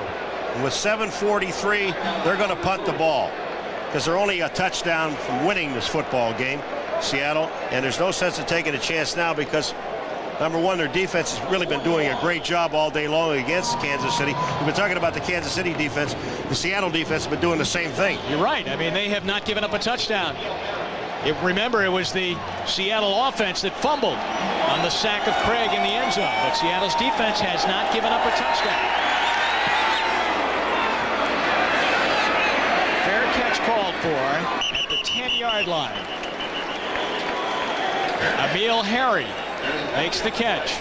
There's a flag down on a 44-yard punt by Donnelly. And this one is coming back, and I would think Kansas City will make them punt it again. Oh, I would. Marty Schottenheimer saying take it. And they'll also tell Emil Harry if the ball is at the 10-yard line, let it go. Tom White, your referee today, marks the penalty off. He's been on camera more than you. An eligible member of the kicking team downfield, number 83, 5 yards, 4th down. All right, penalty yardage here today. Seattle 102 yards, Paul. And I mean, even Kansas City's 45 is a ton, but 102. And they did not have a whole lot of penalties coming into this ball game. And a lot of those are lately coming in the way of holding penalties. All right, here's Harry again at the 16-yard line. And they had good coverage as they tried to separate him from the football. That was James Jones who was down there. And a 43-yard punt. Now Seattle's chore is to hold the Chiefs here, get the ball back, and try and score and win. Chiefs lead by 6 here at Arrowhead Stadium. Referee Tom White said, go ahead, you guys can get on, Paul. I'm glad Tom let us on for a while. But, you know, you take a look at it. We've been talking about the Kansas City Chiefs defense all day long. Seattle's defense, 3 field goals, and the offense gave up a touchdown. The defense for Seattle has been sensational, but they've got to do it one more time and get the ball back to the offense. All right, 1st and 10 for Kansas City. Short of their 20-yard line. Gets the handoff and goes over the 20 to the 23. Barry Ward. We have seen mostly Christian Okoye today. Ward's been spotted in and out. It was tackled by Derrick Thomas. 2nd and 4. The running Kansas City Chiefs. 30-plus rushing attempts. They win. 5 times this year they've had 25 rushes. So 5 more rushes and they are there, and they are in the lead. And as you said, Paul, before the ball game, the team that ran the ball better here would win this game. 2nd down 4. Flag is thrown right in the middle of the pack on the running play. Here's Tom again. And so for the first time in a long time, Kansas City is flagged for holding. It was tackled by Derrick Thomas. 6:29 left. Seattle is down by 6, 16-10. Here's Tommy. Holding. 79 offense. 2nd down. 10-yard penalty. That's the rookie David Zott. Now Miami looks like they're just about there, Paul, at the Meadowlands. Buffalo will go to 8-1. Chicago 24-10. They'll go to 8-1 too. It just seems to be like 6 outstanding teams in the National Football League at this point, halfway through the season. 6:15 left, 4th quarter, 16-10, Kansas City leading. But after that penalty, they're 2nd down and 14, deep in their territory. And he throws to Rob Thomas, who gets nailed by Melvin Jenkins. That's the 2nd time today we've seen a real hard clothesline tackle. And that's one of those shots around the head that an official can actually call that as a personal foul. Watch this. Watch Jenkins, number 24. Watch his right arm. And this is hello headache. Ooh. That's a hit. Thomas now has 7 catches in the game. How many yards? 53. 5:28 left here. Deberg sets Stephon Page in motion. Nesby Glasgow was blitzing, and he got it to Page. And that's a 1st down for Kansas City. It's a difference. Stephon Page knows where the 1st down is. He knew that he had to get at least 4 yards downfield. That's all he got. Stephon Page goes in motion. And when he comes down, watch, he goes underneath here. And he knows he has to get 4 yards downfield, which he does. And Blackman makes the tackle. But that's a 1st down. Now the clock starts to become a bit of a problem for Seattle as you're under that 5-minute mark. And Kansas City still has the ball, and in fact, they're just starting a new series of downs. 1st down. Word is back into the backfield. Barry Word with Bill Jones, his fullback.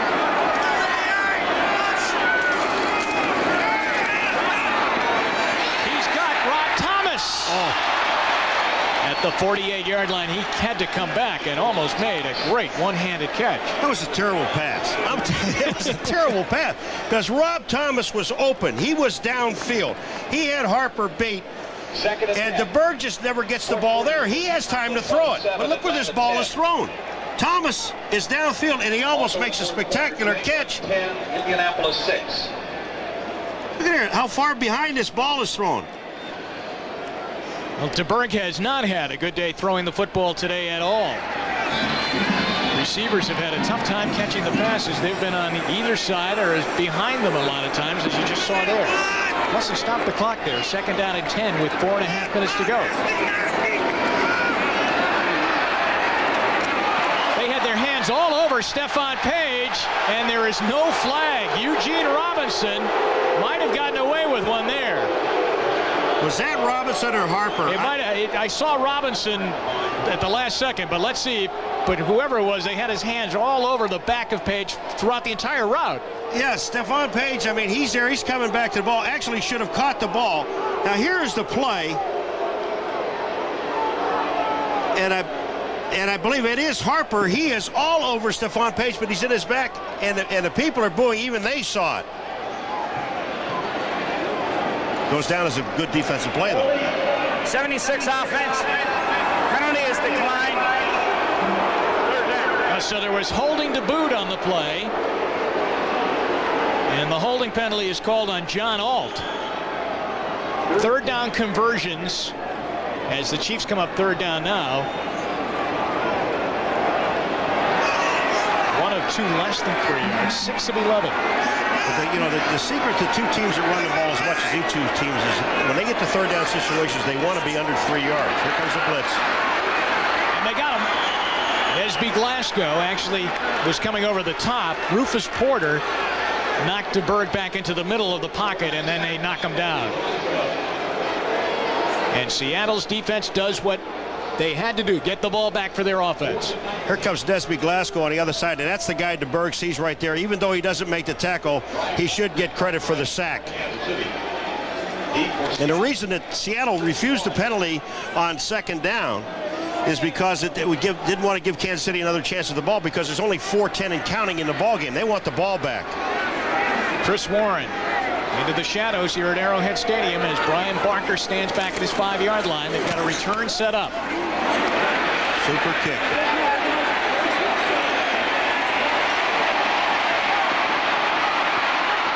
And Warren does a pretty good job to get some kind of yardage out of that, out to the 35-yard line. Frank Winters makes the tackle. He's the snapper who's down first on the play.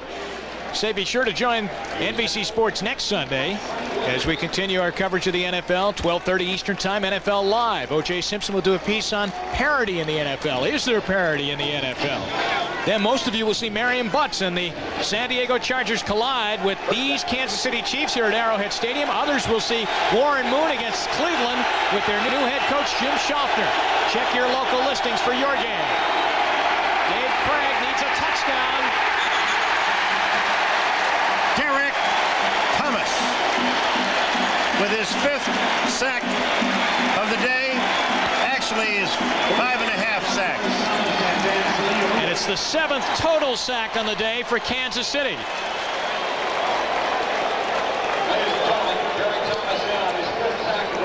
That time the protection was pretty good at this point. Heck is trying to get to Derrick Thomas. Now Thomas is actually flushed out by Saliamua, and then Derrick Thomas finishes it off. Second down, 17. Here comes Moz. Screen. And Derek Fenner gets it open over the 30-yard line to the 34. The first screen pass that's been thrown today.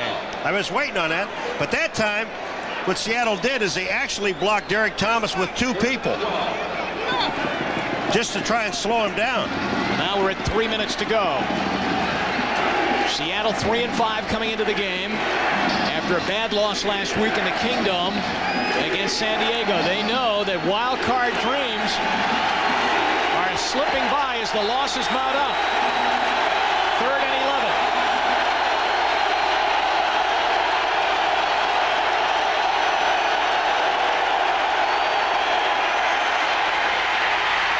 Chris Martin can't get him.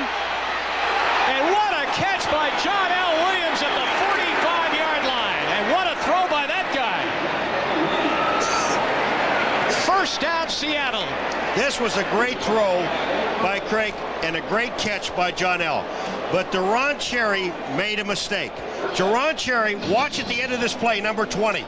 He tries to hit the ball carrier there. Instead of going for the ball, he tried to hit John L. Just a heads-up play by David Craig, who's been running for his life and sacked, 7 times? Unbelievable. 2 minutes to go. Down by 6, but come up with a big play. And now they huddle, and we'll be right back. Jim Donovan, Paul McGuire at Arrowhead Stadium in Kansas City. The Chiefs lead 16-10 over Seattle. Seattle hasn't won an Arrowhead since 1980. They're 3-5 right now. A loss here today, really 3-6, is a long way from trying to make it into the playoff field. But a 23-yard pass play on 3rd down by Dave Craig to John L. Williams has given them life. With 2 minutes to go, they're in Chiefs territory and have all of their timeouts left. First down.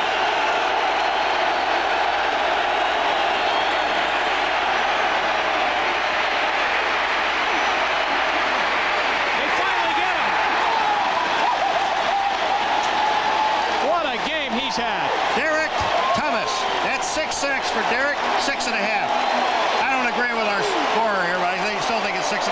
Derrick Thomas is putting a clinic as far as linebackers are concerned.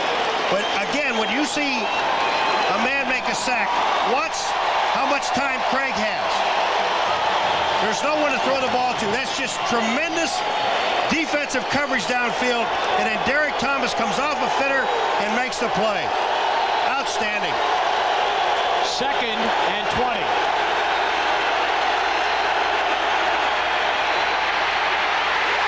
Loose football. Andy Heck comes up with it. The offensive lineman for the Seahawks to the 49-yard line. Got Dino Hackett down on the turf. He's hurt.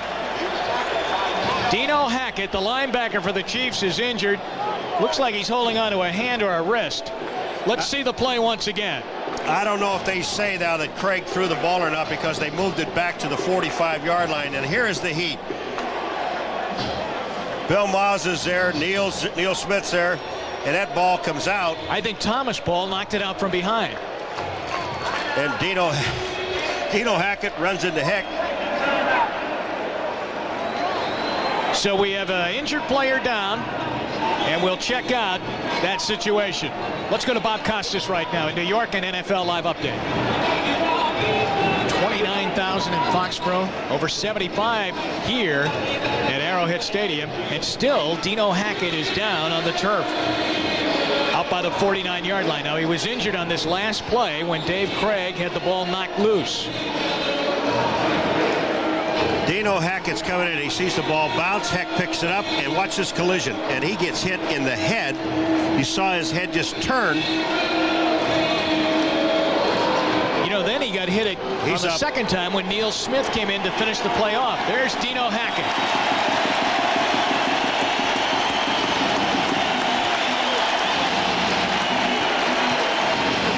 So he goes to the sideline. Now officially, Derrick Thomas has been given 7 sacks in this game. So he is going to get that other sack that you were talking about that he should have got a half sack on. I am so happy for him.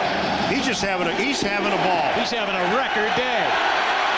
That's an NFL record. Congratulations to him. 3rd down and 26 for Seattle.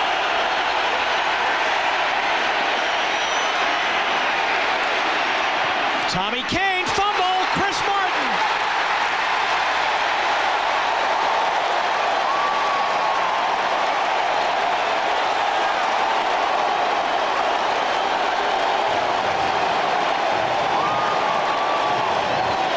Let me just say something about David Craig. David has done everything that he could possibly do in this ball game. He's been thrown all over the place by Derrick Thomas and others.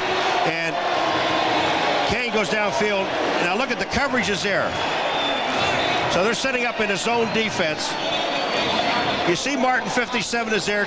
Kane is going to get the ball here. He is popped by Ross, and the ball pops right into Chris Martin's hands. Alert defense. And Kansas City has the ball. But look at Craig. I mean, the guy is just trying to make some things happen, and he did on this play. Gets the ball to Kane, and he should know as soon as he touches that ball, he's going to get hit. Kansas City is taking a timeout.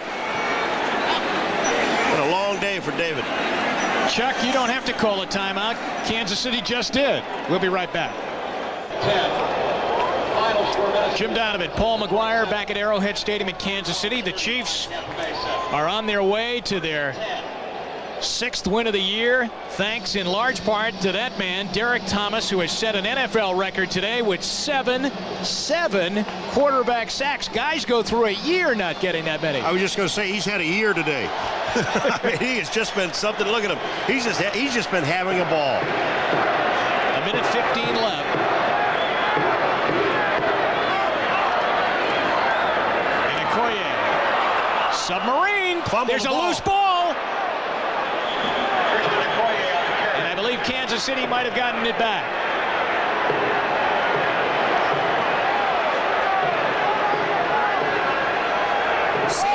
Seattle calls a timeout. All right, but there was a fumble by Okoye, and the Chiefs do recover the ball. Here it is. Christian coming right up the middle. He's square. But as he's going down, that ball does come out. And the Chiefs recover. We'll be right back with 1:08 left. Second down, and Okoye bundles that ball up this time after he fumbled on the last play. Look at Jeff Bryant, 77, trying to reach in there and steal the ball away from him with 1:03 left. Hey, Mom! Hey, Mom! Send food! Hey. I'm hungry! Send food! Hey, New Orleans, Louisiana, baby! Derrick Thomas on the bench. There's Sally Amu over the top. But I'll tell you, it's been Mr. Thomas today. Kicking really good. I'll tell you what, when Derrick Thomas hits a quarterback, that's a pretty big quake itself. And he's hit him a lot today. He just made about, out of their 30-minute highlight film, he just made about 26 minutes of it. They'll throw in a couple of Okoye runs to finish it off, and some music. Third down. Barry Ward in the lineup, chased hard by Tony Woods. And then Nesby Glasgow finishes him off. A big loss on the play, and Seattle uses their final timeout. So I think we've got some final scores on our 10-minute ticker. Let's check and see. Miami's just about there. Buffalo won to go to 8-1. Chicago's winning. Indianapolis wins. With the Patriots in front of only 29,000, as Bob Costas told you. Losing again at home. Minnesota wins and New Orleans wins. So New Orleans has strung together a couple of wins. Chuck Knox talking to referee Tom White. His team looking at going to 3-6, and the Arrowhead Stadium jinx, I think you can now say, continues for him. Now, he has not won here as a Seattle coach. They haven't won here since 1980. And unless they block this punt, they may not. We have 57 seconds left. The Seahawks are out of timeouts. Their defense, we've talked a lot about Derrick Thomas and his gang for Kansas City, but Seattle's defense has done a fantastic job themselves here this afternoon. It's Brian Barker now. We'll try and get this one out of harm's way. They jumped off, but got back onside. Trying to block it, and they almost got there. Ron Heller almost blocked that punt. Chris Warren gets tagged hard. Loose football. Chiefs say they have it, but the referee says that Warren was down. He was down and almost out. Jonathan Hayes came up with the football, and he might have been the one that delivered the hit, too. Let's watch the play. Look at Warren. Well, there's no fair catch here, and watch this. That is Hayes. Look at this hit. Now, remember, the ground can't cause a fumble. And it's just, you know, here's Rusty Tillman, the special teams coach. I think what he wants him to do is call for a fair catch because you have no protection. Look out. It's a screen pass. John L. Williams. And Seattle isn't done yet. They're at the 50-yard line, but they're out of timeouts. 35 and running. Left. 16-10. Kansas City leads by 6. Up to the line of scrimmage they come.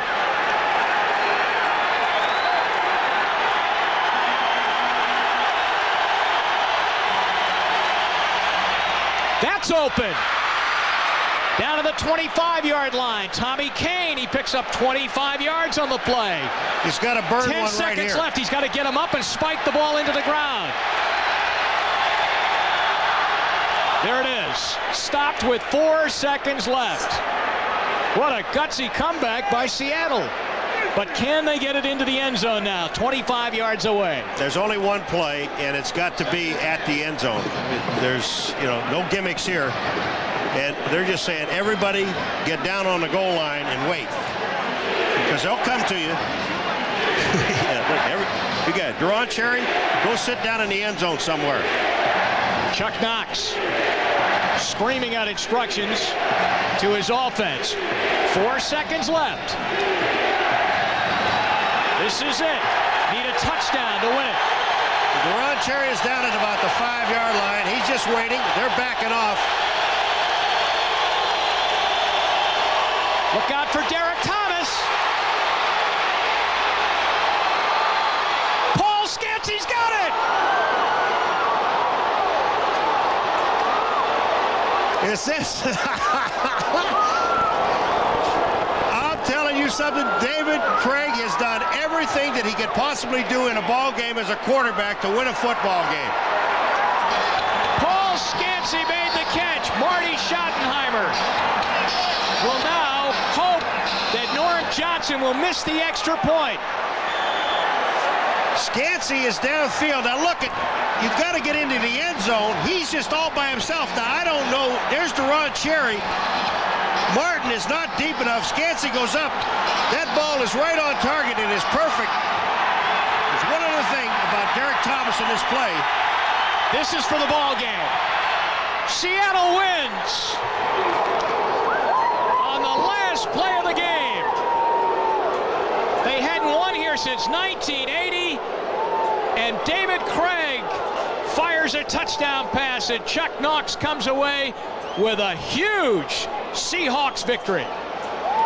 Derrick Thomas had David Craig in the backfield, but Craig spins out of it and then finds Scansey downfield. I mean, it's just a super play. David Craig, you know, you talk about, even though Derrick Thomas had 7 sacks today, this young man is the player of the game as far as I'm concerned. He did so many things today to try to make this team win, and he finally accomplished it in the last 4 seconds of the ball game. Now remember, up in Seattle, he threw 4 interceptions in that game, and Seattle beat Kansas City. And today, he takes another beating. He gets sacked a bundle of times in the game, 7 by Derrick Thomas.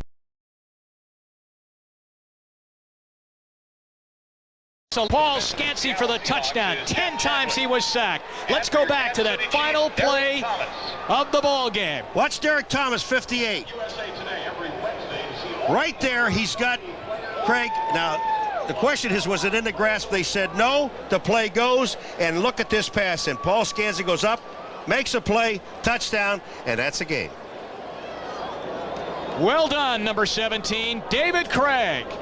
Out of the hold of Derrick Thomas for really the first time of the day, but he got away and rifled a touchdown pass. Norm Johnson's extra point was good. Seattle is a winner in Kansas City since the first time since September 14th, 1980, and they win by the exact same final score, 17-16. So, hey, young man, I tell you, you talk about staying in there and not getting discouraged. What a game he played today. I mean, he was thrown all over this field, mainly by Derrick Thomas, but yet he stayed in there when it counted with 4 seconds left to go and scores and win the ball game. That's super. 17-16, your final score here from Arrowhead Stadium in Kansas City. Paul Scansey, the Washington Husky, comes up with the catch, and once Craig got away, he found 82 for the touchdown pass. 17-16, Seattle's a winner, and we'll be right back. And then Craig scrambles out because Derrick Thomas had him in the grasp, which you'll see here. Derrick Thomas coming from the right of the screen. He grabs him here.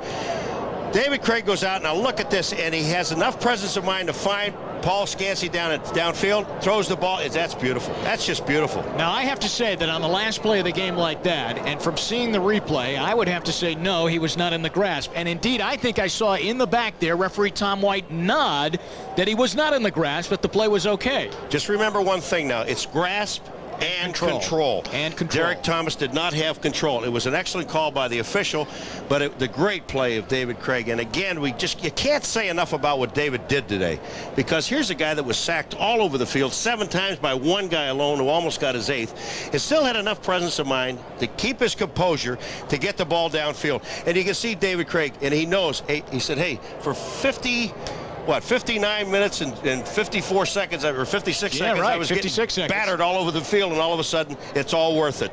All right, and so what does that win do? It will do an awful lot for Seattle. They go to 4-5, and it really could hurt Kansas City. And so we say goodbye from Arrowhead.